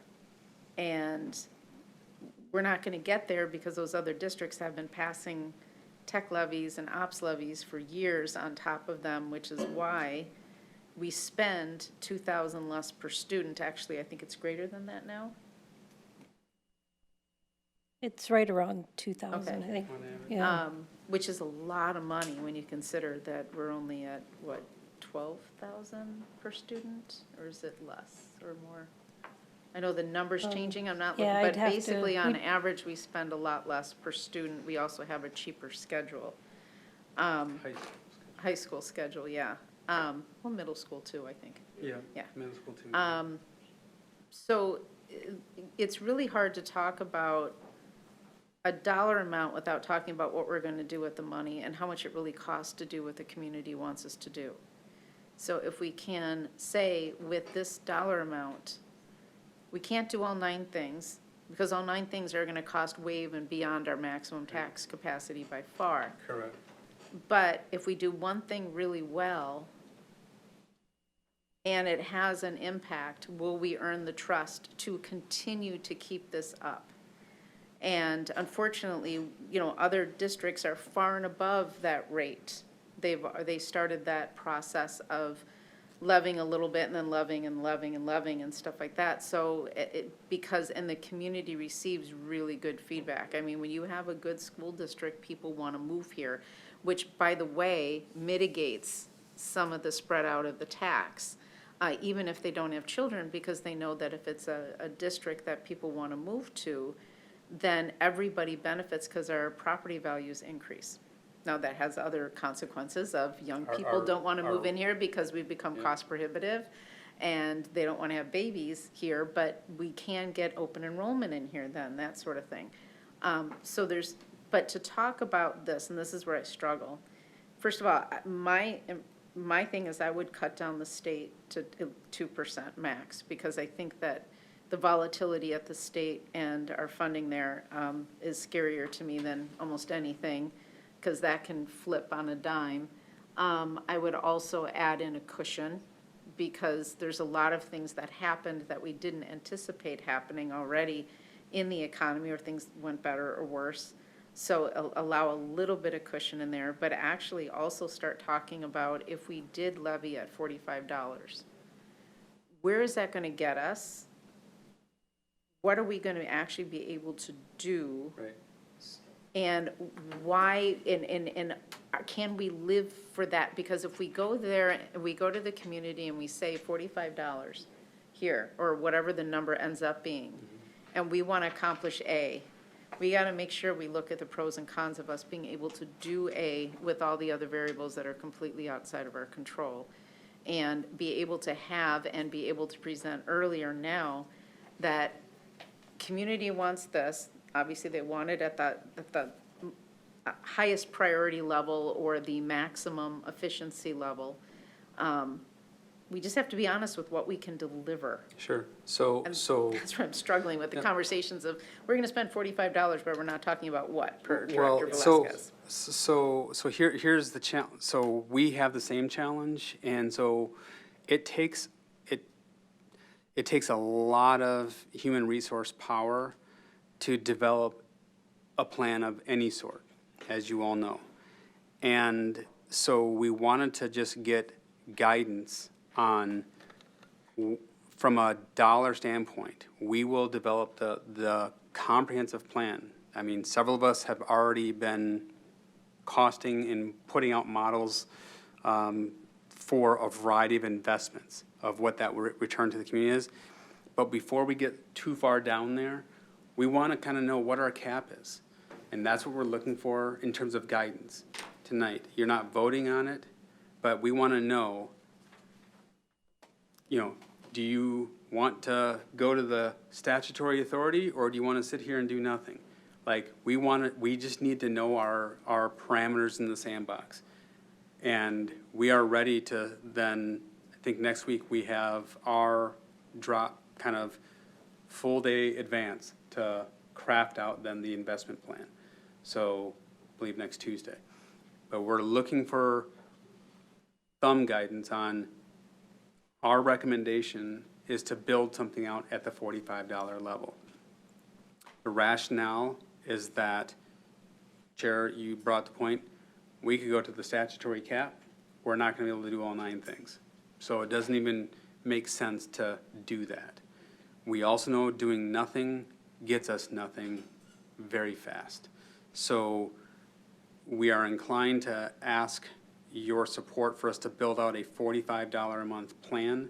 And with that, that's what we'll be presenting to you all for your consideration, to look at all the details of what that would actually mean. And as I shared at the town hall, there are about 3 big pillars of investments that we believe our community would really resonate with.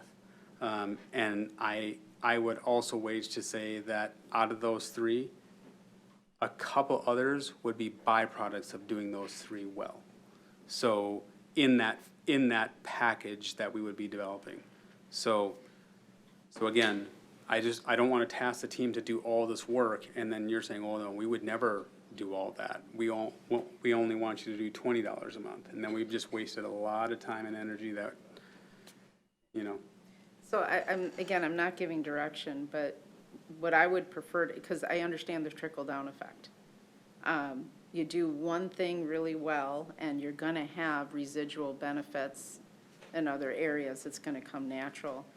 And that usually comes from the planning process. So in a heat map, you say, okay, we want to do everything. Now, where do we see the middle of their maximum benefit, et cetera? That's going to have a trickle-down effect. We have to do something no matter what. We have to, get the READ Act in or something like that, and that's maybe going to improve A, B, and C, something like that. I would feel much better talking that and understanding where our thresholds are so we can start building that story. And also knowing that if we say yes to the 45 in a vacuum, which we wouldn't do, and we don't succeed, all we did was delay the inevitable, because we're never going to be able to get out to, in this generation of a community, go out there and get more money.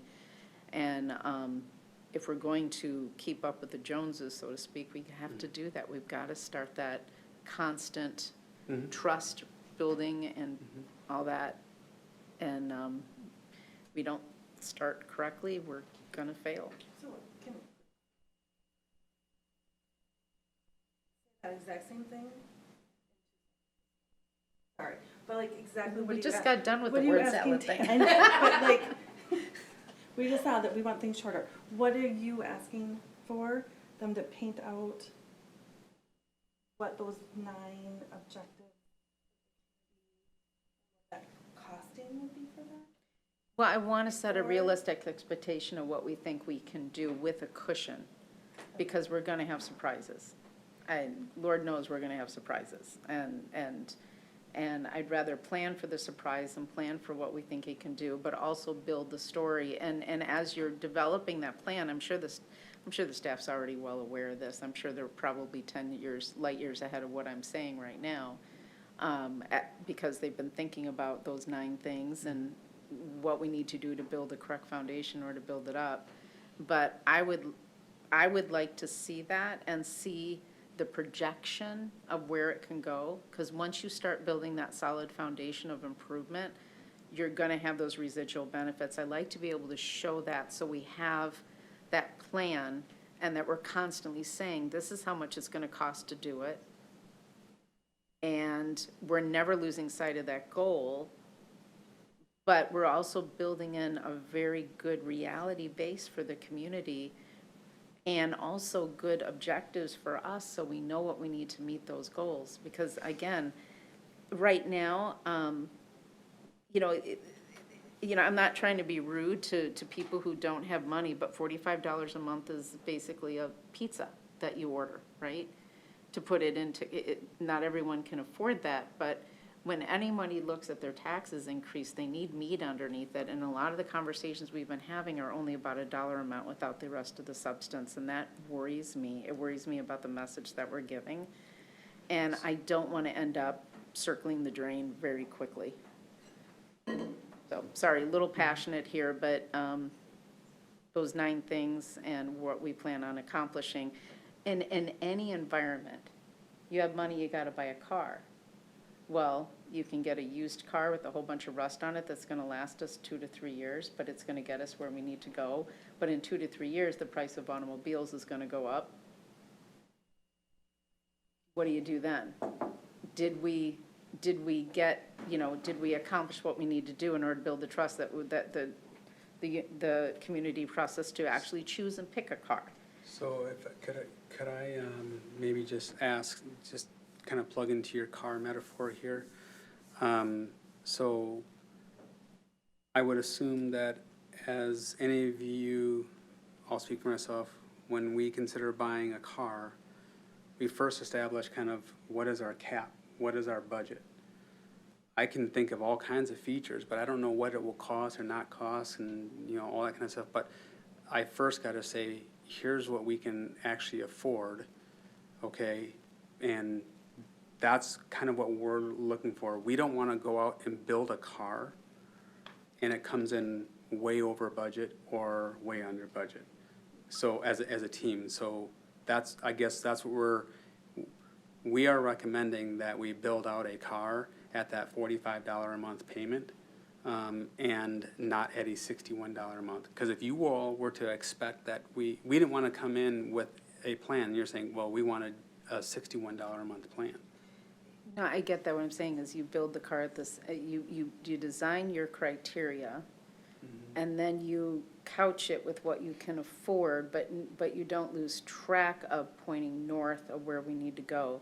Okay. Because, And I yeah, think and that's we what, have, yeah. Yeah, we have that. So, That's what, I thought you did, yeah, but. so I just want to, yeah. Because, yeah. by the way, if you walk into a lot and you just say, I've got $15,000 and I want to buy a car, you may not get the car that fits your needs. You may not get the Yep, car that you it's can afford the both. gas on, Yep, the whole bit. it's both. So you need to have those goals, and then also you need to have that resale value, so that when you go to the next level up, you've got a trade-in. So I'm probably Gotcha. beat the car analogy to Got death it. here, but that's what, and so when I'm used to thinking about this stuff, you look at where you need to be, you don't lose track of where you need to be, you're building it slowly, but if you don't have your eye on that prize of where you really want to keep going, then what's going to happen is you're going to end up spinning and you're never going to get beyond a certain threshold. And therefore, all this money that people give us, we do so much, we can't do anymore, and we start to then go backwards and lose the trust. That's what I'm kind of worried about. And so that's why it's kind of hard for me to, 45 sounds great. I think that we could sell that, but our biggest crutch is building trust in the community. So what I'm hearing you say, Chair France, is optimal utilization of resources through governance and administration. And what I hear that, and I think that's appropriate. I keep going back to the survey where the biggest number people wanted was 0. I feel like we should show them 0. Well, we have 0 right here. So we'll, I mean, But what I'm saying is, and, oh, like what will be cut to? what does that to look make- like? Mhm. I mean, I think, and again, trust me, y'all, I'm not trying to make a lot of work, but I think it will be important to have almost like, We understand the Use- reductions Yeah. of, like, if 0 is what we have, here's what will be cut. That's kind of part of the campaign story, if we go forward with a levy of, this is what our ask is, and if we don't get it, that's the 0 reality, and that will be a companion. but part is of there the- any way to get that before we even make a decision? I think we can have that as part of our package that we bring to you all, so you see. Okay, that's when we what I'm say, here's wondering. here's what we would be able to build and offer if we went for a levy, and if we don't pass this, here's what we anticipate we would have to do. Here's what we anticipate class sizes. Here's what we Okay. anticipate programmatically we would have to unplug or scale back, or, those things. Okay. Can I, ask a question quick? Would you base that scenario of the 0 actually on the renew it ourselves?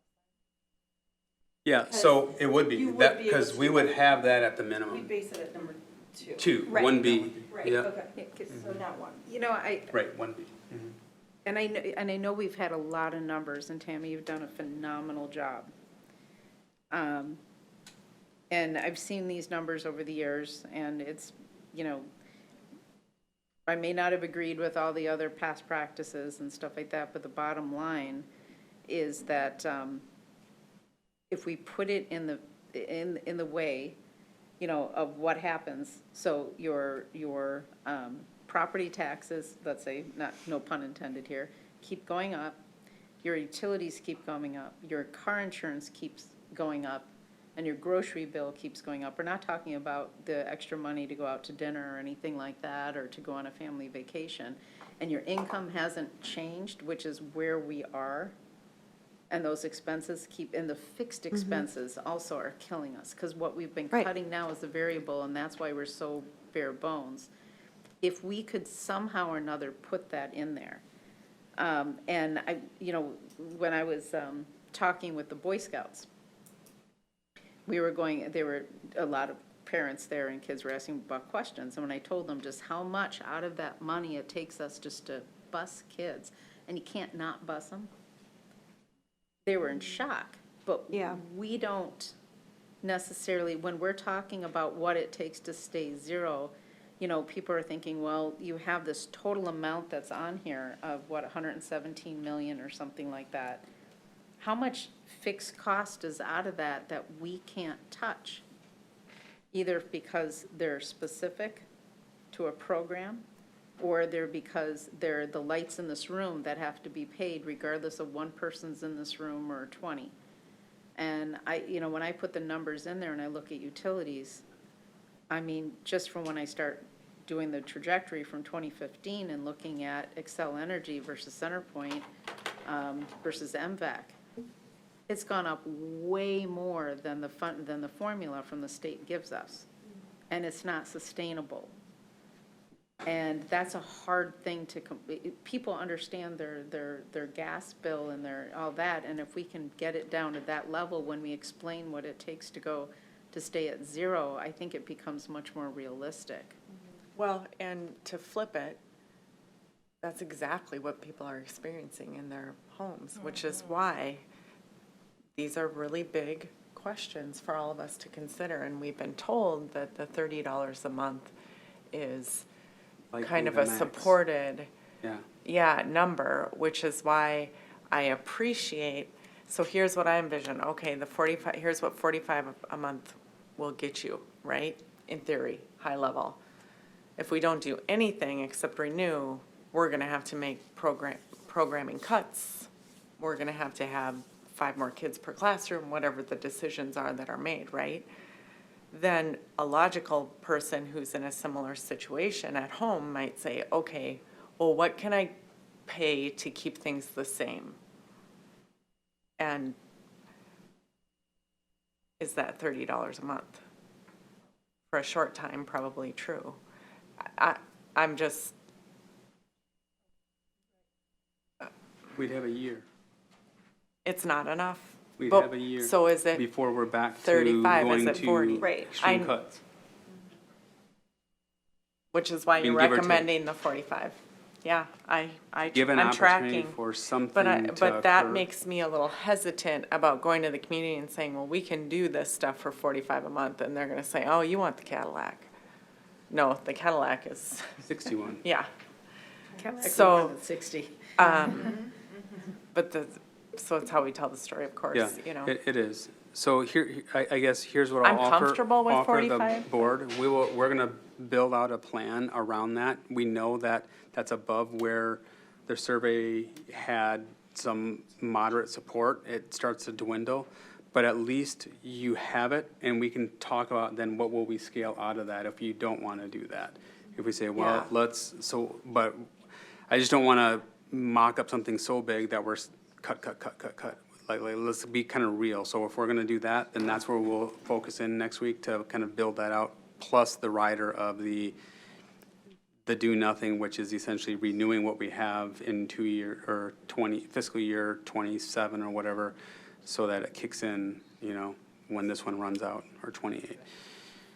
So that's what we will do, and we'll have that for your review with context of investments at that rate. Okay. Thank you.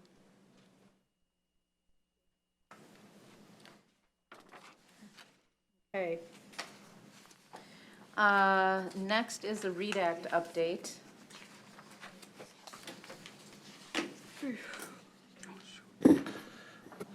So, excuse me, we have been obviously having some brief conversations on this topic at the board table for a while, but nothing formal. What we have in your packet tonight for your perusal is to look at a 2-year plan. And again, this is pending and making some assumptions that it appears that it's going to cross the finish line at the legislative level where there's going to be an extension. The original deadline from last year's legislative session was that we would have to have all training complete for phase 1, which is K-5 teachers, as well as special educators who provide literacy instruction K-12, as well as all intervention teachers and some other personnel. So this phase 1 proposal that you see in front of you is a multi-year plan, which we have chosen based upon a subgroup of folks from our teaching and learning department who have engaged in a training module or a training plan that has multiple modules. And this plan, we believe, would be best to spread that out over 2 years, where we would complete modules 1 through 4 in the first year and modules 5 through 9 in the second year.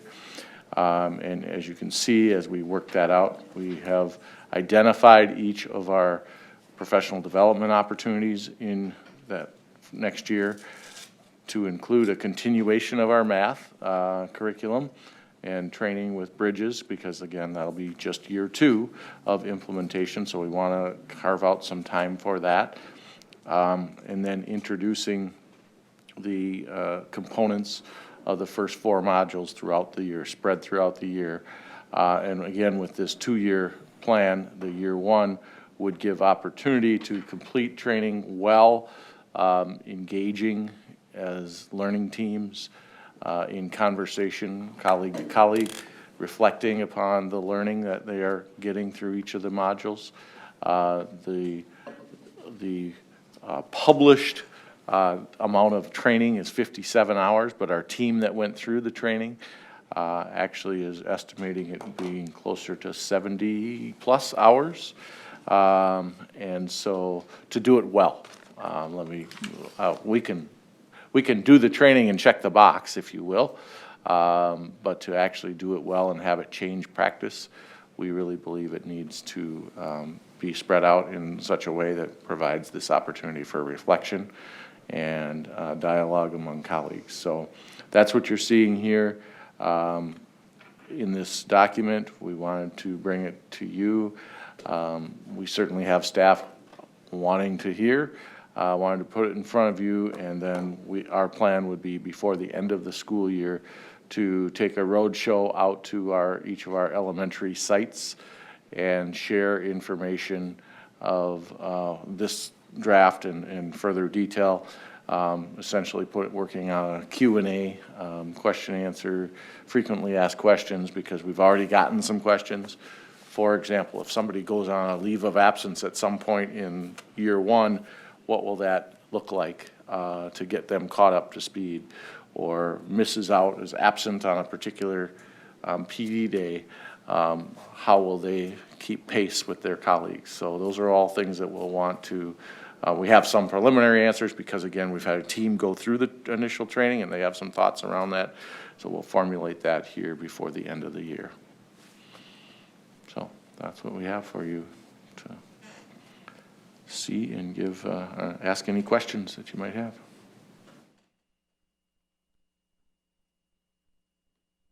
The only question I had is this goes from August to June 2025. Is there anything to be done this fall? Or is that, we don't know yet because, or we're hoping for? This fall would be Deadline. beginning with workshop week. That's when we would begin. Are you saying this summer? Because that would be August of We start this summer, August August. 2024. For June of 25. So Through the next June year. of 25 is our first This cohort. next school year. Sorry, oh my gosh, thank you. Yep. So actually, we wonder I probably was should have had the confused. date of August Yeah, 2024 sorry, that's there at the top line. exactly what I was Yep. thinking it was. I thought it Yep. was all, sorry, Yep. thank you. Goodness. That was literally my Enrique, go ahead. question. And one thing that I should add, in the second half of the school year, we would be looking at potential curriculum that we would be wanting to consider. And that would help to inform some of the subsequent training in modules 3 and 4, so that we can be assessing potential curriculum resources after people have had enough of an introduction and gotten further into the training such that they could make informed decisions, to then consider piloting for the 25-26 school year some of those resources, that we wouldn't, again, have all of our teachers doing that, similar to what we did with our Bridges pilot at the elementary level. We had about 40 teachers engaged in piloting, so. I have a question. Have we ever had anything so intense, like as many hours? No. Ever been pushed to the districts from? No. Ever? First I've seen. Not that Okay, 'cause I've it ever seems- experienced in 30 years. Okay, I just wanted to, because Yep. I It feel is like groundbreaking in that regard. groundbreaking. It's just a great idea. Let's just give Yep. them more to do. It certainly is groundbreaking, and unprecedented. Hate to bring that word back. That word had a fairly negative connotation a few years ago. But it is, and I would say also that having had our team go through it, we feel good about the fact that we're gonna be able to deliver by spreading it out over 2 years. We were not feeling good 2 months ago when our team started the training and said, there's no way we're gonna be able to do justice to this, so. Dr. Edwards, recognizing this is a substantial lift in terms of training, how do you assess readiness for the teaching staff before actually implementing whatever that new curriculum is? I think that's a great question. That is a measure that, again, by having this spread out over 2 years, we're gonna get a sense of that. We do have some staff who, I would say, it's fairly typical in the elementary that you might have staff who tend to see themselves more as literacy experts and some that are math science. So,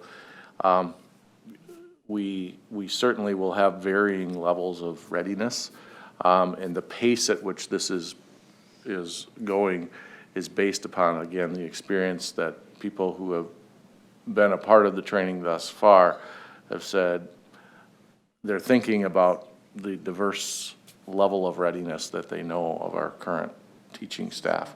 And this is organized in such a way, hopefully, that's going to meet that. Some are going to be wanting to move faster.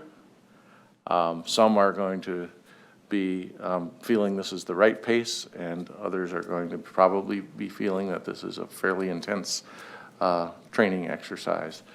And we're going to have to adjust accordingly for all of our diverse staff needs. And our measurement is also, though, based on some of those interim assessments, or whatever they're called, too. Yes, So throughout the training. Throughout the training, staff have to demonstrate mastery of content. So that's how it'll actually be measured of acquiring the skill. Readiness, that could be a little bit more challenging to measure. And that'll be the power of the learning team experience with colleagues to share. So within a given team, there might be varying levels as well. Right. And support each other through that. Mentioning curriculum, and I know there's been some issues in the state on their approving the curriculum. We already had put one in several years ago that seemed to be working fairly well. What is the status of all that? To be determined. Oh, I've been hearing that for 6 months now. I think we all I wish I have. could be a little bit more emphatic. We really just don't know. We had some surprise pushes, literally the day before the last feedback could be provided to our legislators.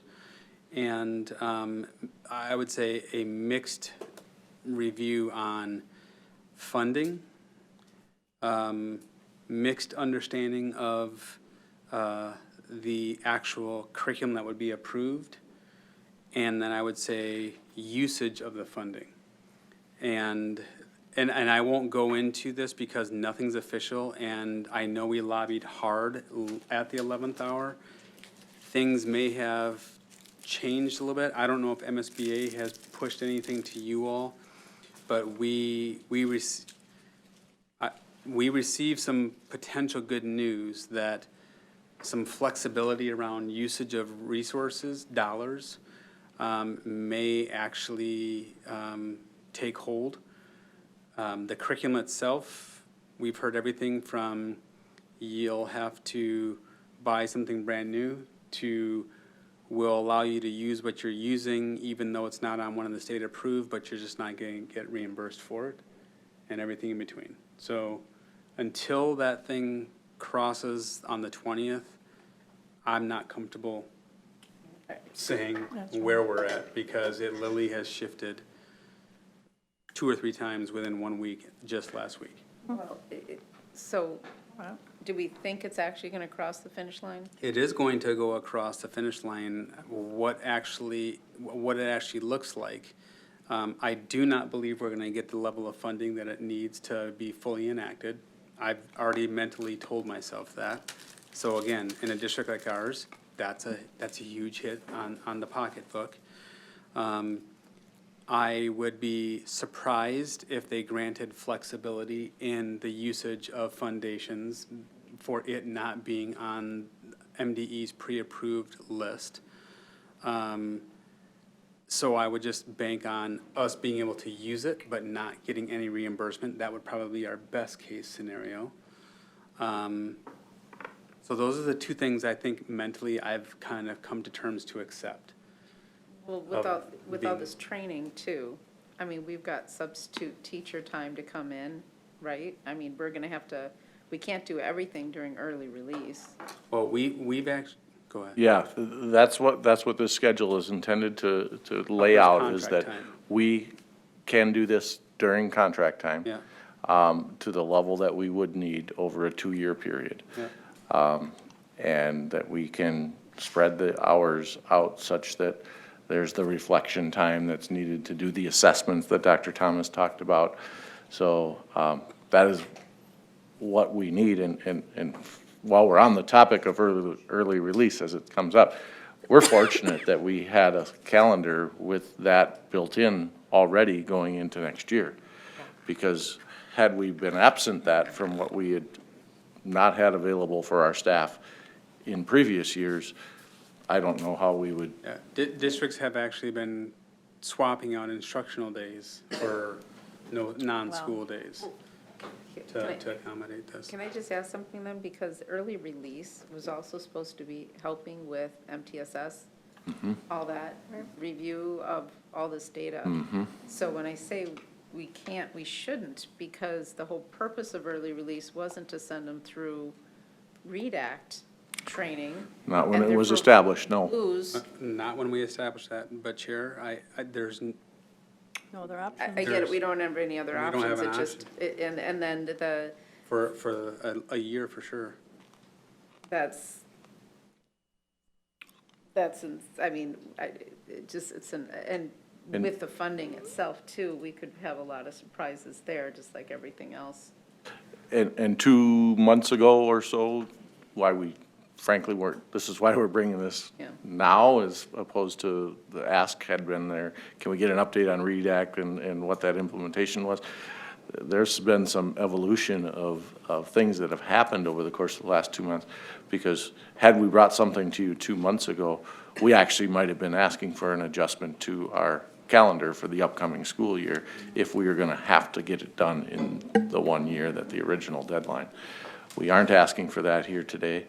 That being said, as we build out the calendar for the 25-26 school year, which we will begin in earnest next fall, looking at, that may be the case, that we bring a calendar that looks different than the calendar we're planning for the 24-25 school year. So I have an additional question. We also have the new science standards coming in. Thank you for bringing that up.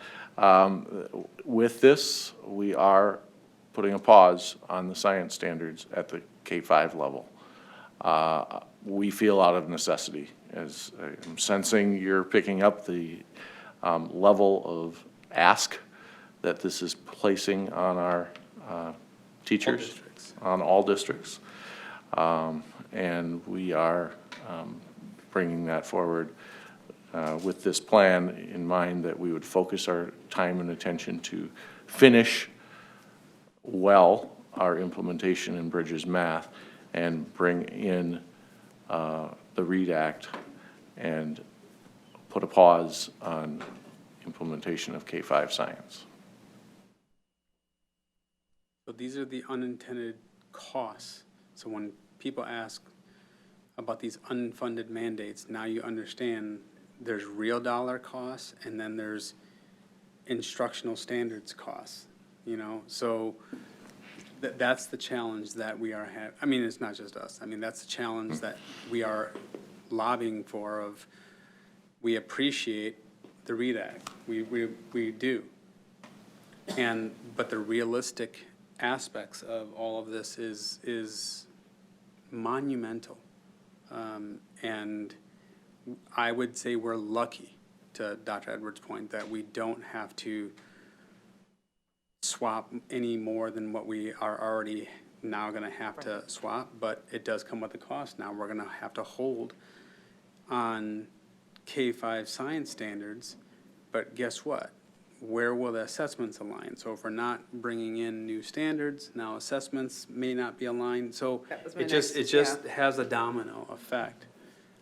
So what's going to give? I mean, we don't, and this is, you know, I wasn't going to, but there's many tales like that again, until I see this thing come across, I really don't want to keep speculating about what the total impact will be, but I think there's others, you know, as well.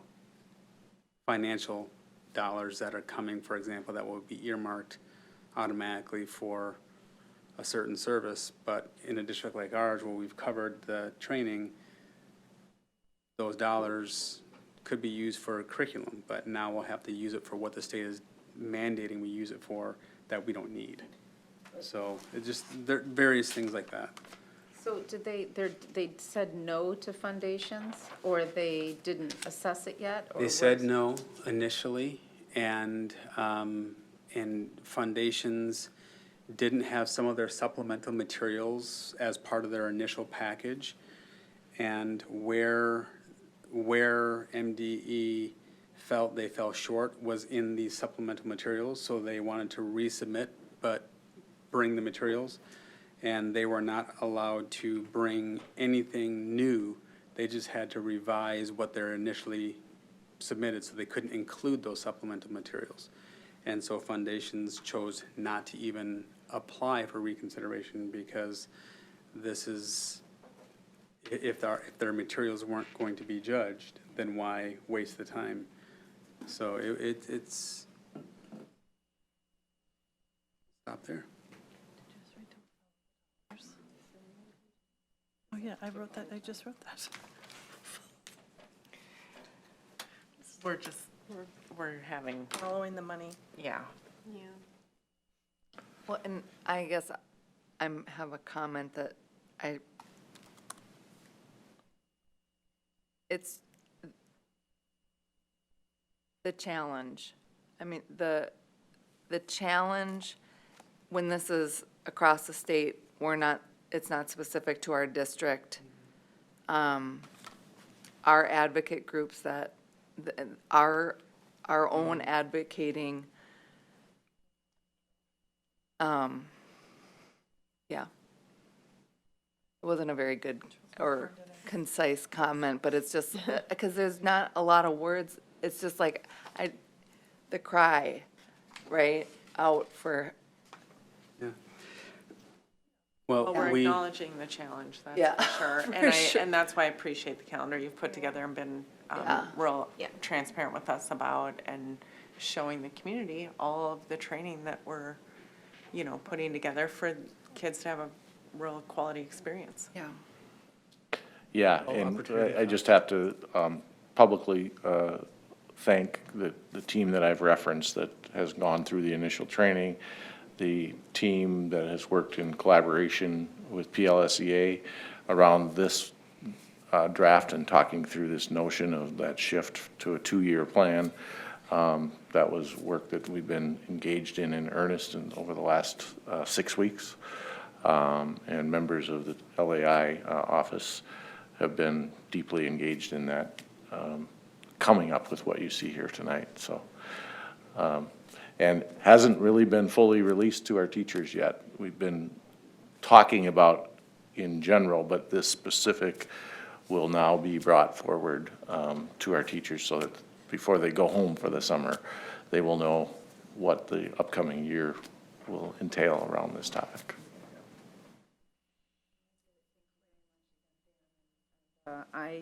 While I'm grateful we have the early release and can do this, I am not at all happy about the fact that, that the whole purpose of that was to re-engage the teachers around student achievement and all that. And we finally seem to get some regular cadence and some good stuff there, and now we're redirecting it.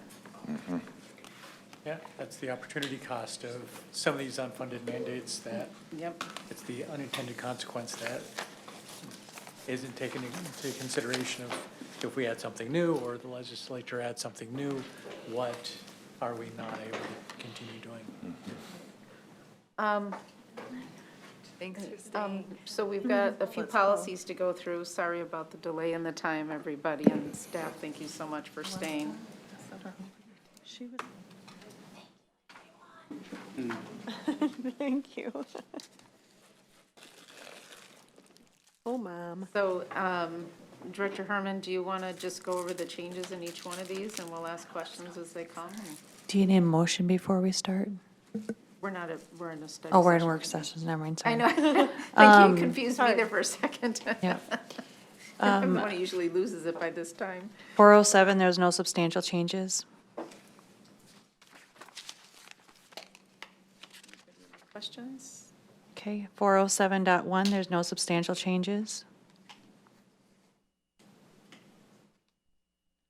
And just to clarify, these seem very statutory. Extremely, yes. Okay, so we couldn't probably make significant changes anyways. Okay, good, thank you. Policy 413, there are substantial changes to align with MSBA and statute requirements. I did receive feedback from a committee member on the final review that we did miss the adding of the gender identity definition, so I'll get that in to match the statute definition as well under definitions, but the rest of it is in alignment with MSBA and legal recommendation to make sure we're aligning with statutes.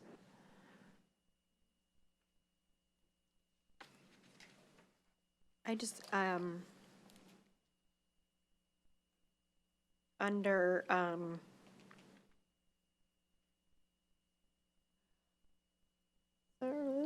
investigation, I didn't know if do we need something about like mandatory reporting? And I didn't know if there was something at one point, especially if it's not, allegation of physical assault, if and when police are called or contacted, unless I missed it.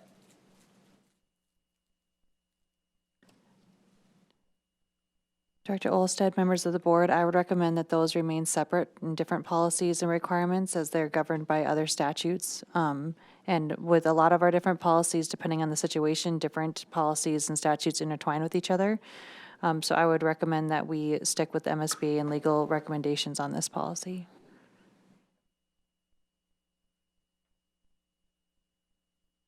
Okay, or do we reference it?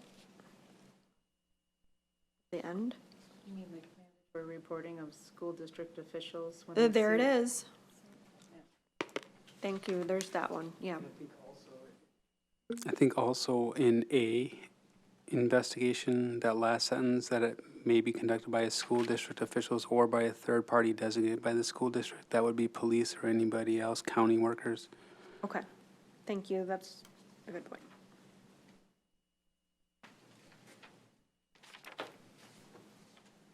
Okay, moving on to 426, there are no substantial changes.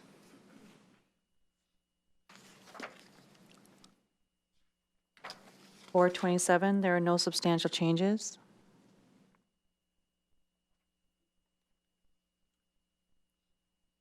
.429, there were no substantial changes. Director Herman, is 429 also partly contractual? Is that 100% statutory?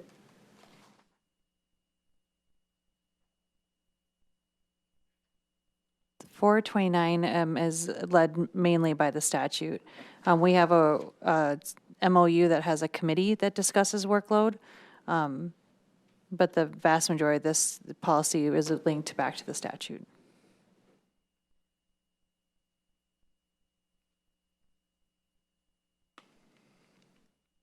Okay, Policy 501, we did make some adjustments to the definition of weapon to modernize it a little bit. The committee had a conversation about how a comb and files are probably not the best examples when discussing weapons. And then just a committee recommendation to make sure that we utilize and include the terminology school resource officer, because that's the more commonly known terminology than licensed police officer. So those are the two major changes to this policy.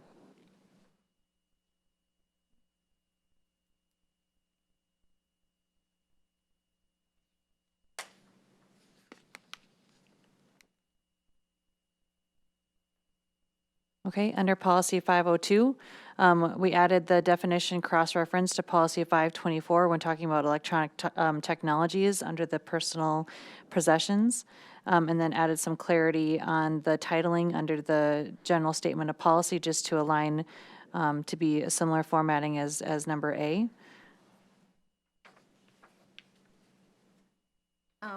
There used to be, and I may be way beyond the time, but I remember something about searches and confiscation of certain items that were above a dollar value, that the schools couldn't do that or something like that from a student. Is that, Chair Franz, I would have to look into that. That's not something that I'm aware of.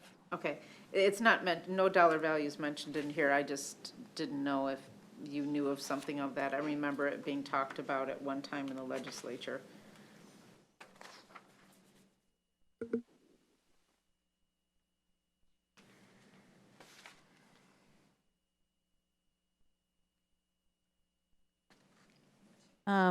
Policy 503, we did update some language in here under the first definition paragraph.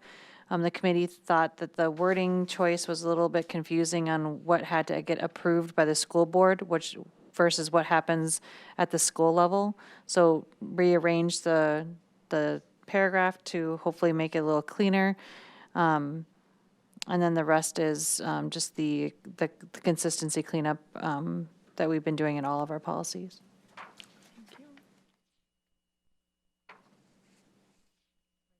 Comment the unexcused tardies and absences. I'm sure you could do a survey and get about 100 of those. That would be absolutely hilarious and add some humor to a policy. I'm sorry, I didn't hear that. On page 43, the unexcused absences and tardies on the next policy for, actually, no, on 503. I just thought I'd bring that up because when I was reading this, that's the first thing I honed in on, and Shopping, yeah, haircut. malfunctioning alarm clock. Never, I was making a joke. Never mind. It's late. We need Sorry. to go. All right, policy 506.2, we removed some dated language. Director Chuka's team identified in this policy and updated. Also, again, making sure that the school resource officer is identified in policy, as that's the common nomenclature that the majority of the community is aware of.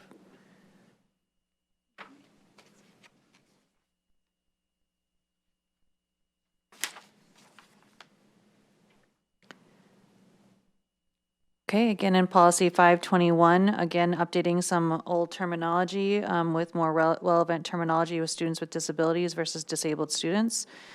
Adding, there used to be a separate section that had a posting area, but committee felt it was more impactful to combine the coordinator and the posting section together, so those, they were in one section. This is one of the areas where we do have to specifically call out who the individual is and their contact information and where we post it, so making sure that's cleaner in one location. The committee also felt that or reprisal was redundant, and retaliation covers that as well in statute, so making it a little bit cleaner and only utilizing the terminology retaliation.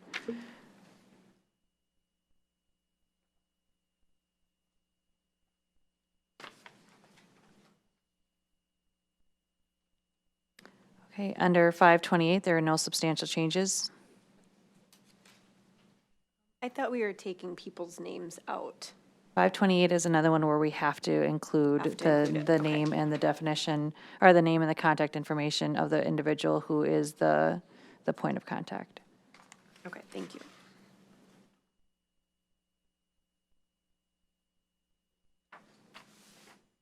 .529, there are no substantial changes.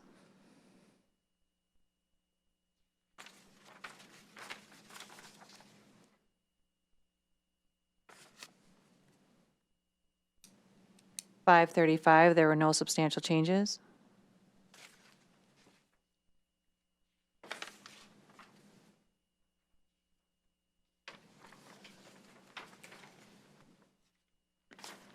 .806, there was some substantial changes based on review from the operational department and the emergency preparedness coordinator's expertise, getting rid of some of the specific language that can be outdated as we update and adopt new response protocols, and making it more tailored to the changes that we might be implementing, or that we will be implementing in the near future and might be implementing after that to just make sure the policy can stand the test of time, but still getting to the heart of what the policy needs to entail. And in addition to that, the recommendation from the team is to delete all of the information on active shooter drills, since this is not something that is required by the state to conduct, and it's not currently something that the district does do, but just stating if we were to do it, we would be following the guidelines in the statute. The concern from the department and from the policy committee is having all this language in here would make it maybe seem misleading that we actually conduct active shooter drills, which we have not as a practice as a district. So those were the major recommendations from the administration in the department, and then also the policy advisory committee.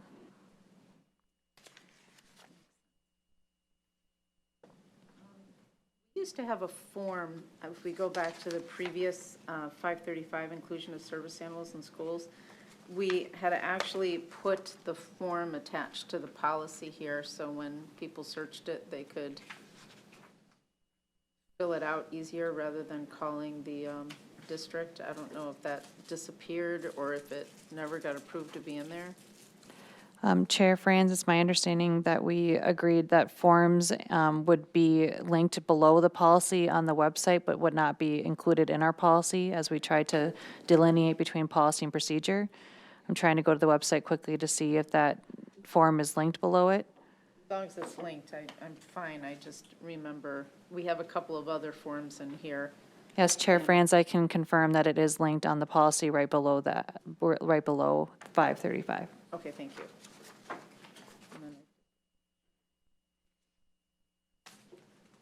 My only comment would, do we need to some other time revisit having a policy on active shooter drills? Or doing them, I should say? Director Olsted, if we chose to do them, this policy would still be in alignment with that because we would just follow the guidelines as listed in the statute. So it still has the reference to that statute. If we were to choose to do that, it would allow us to continue to have a policy that governs it, knowing that ultimately we have to abide by the statute regardless. And we have actually been working with our respective police. We've also now had big changeover in Savage. But they wanted readiness on their teams as Prior Lake was reestablishing, and now Savage is reestablishing their kind of force. And so our previous Director of Operational Services, we had this discussion about moving that into the summer to let them get through. And so that is something that we postponed because we had initially talked about doing one in the spring. And then we had a lot of turnover with the police units on both respective cities. Okay. Here, when you're talking about active shooter drills, we're doing the one where it's just the adults involved and not the kids, right? If any students are, Point two, yeah. if any students are involved, they would have to voluntarily elect to be a part of the process. Right. But it would not be conducted during a student contact day. Yeah, okay. Thank you. Would you give students like an opportunity if they wanted to participate? Yes, so they would have to voluntarily sign up to do it. It's a lot easier for them to opt in versus doing it on a day and kids that don't want to be a part of that because of trauma, et cetera. So, yeah, if they want to opt in, they can.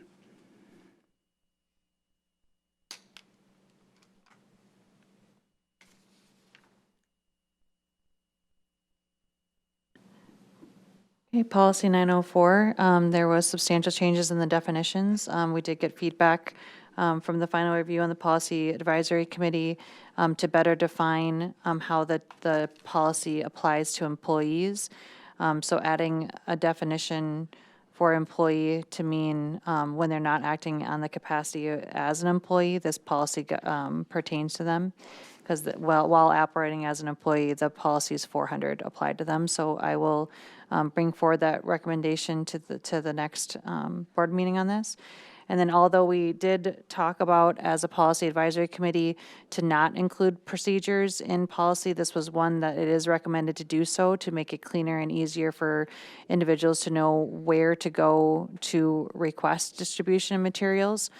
So the procedures section was added at the recommendation of administration and reviewed by the Policy Advisory Committee and recommended to bring that section forward as well.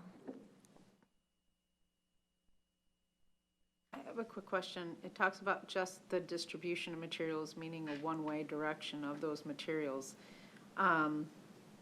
Is there, if someone were to do a bi-directional thing, like I give you something to fill out and you bring it back to me, or something, does that cover that also? What if?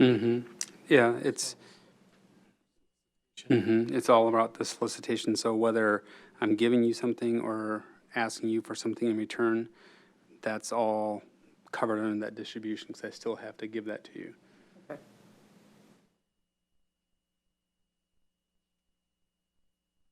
Okay, thank you, everyone. Thank you. All right. So, next on the agenda is superintendent relations. Don't have anything. Okay, and for informational items, there's a lot of things going on at the end of the year, including various graduation ceremonies, picnics, Bridges graduation, et cetera. For the school board, just a reminder that, as we talked about earlier, June 17th was reserved as a professional development day. It is now a study session, and I believe I have 6 out of 7 board members who have said they can make it that day. Do we know when Bridges' graduation is? I had it on my list. I It's- haven't heard. It's, right, it's usually the Wednesday or Tuesday before the For the high school? high school, yeah. But, and it's still at Twin Oaks. Retirement on Thursday, yep. And the retirement celebration, yes, this Thursday. I don't have Bridges on my That's calendar. June 6th, I believe. The senior Bridges? banquet, the senior banquet at Twin Oaks, 5:30 to 8. Oh, that's commencement. That's Sorry, commencement. hold on, I'm in. I have it on June 4th, the Tuesday before that at Twin Oaks. Bridges Senior Recognition at Twin Oaks. At 8 PM. I show 8 PM. I have 5 to 8. Okay. Yeah, Okay, thank you. Is it June 4th? June 4th, I can talk to you. Twin Oaks.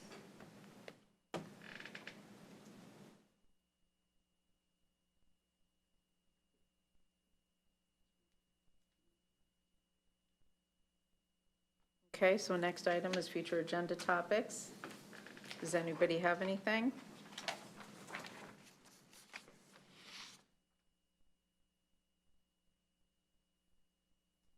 Okay, well, I'm going to suggest that we reserve a portion of a study session or board meeting to talk about basically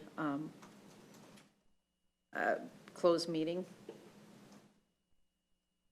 and the importance and how we are going to handle an incident that happened recently with a board director who violated a community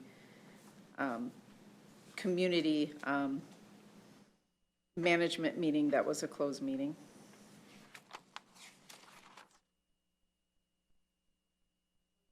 What's my understanding, we have a policy.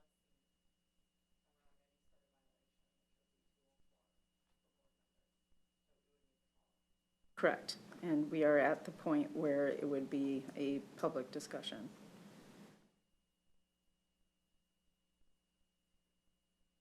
But I don't want to just add it to an agenda without bringing it to you guys first.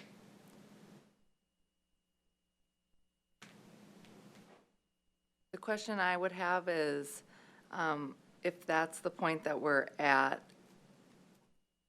is the board aware of the previous steps, or is they're not supposed to be aware of them?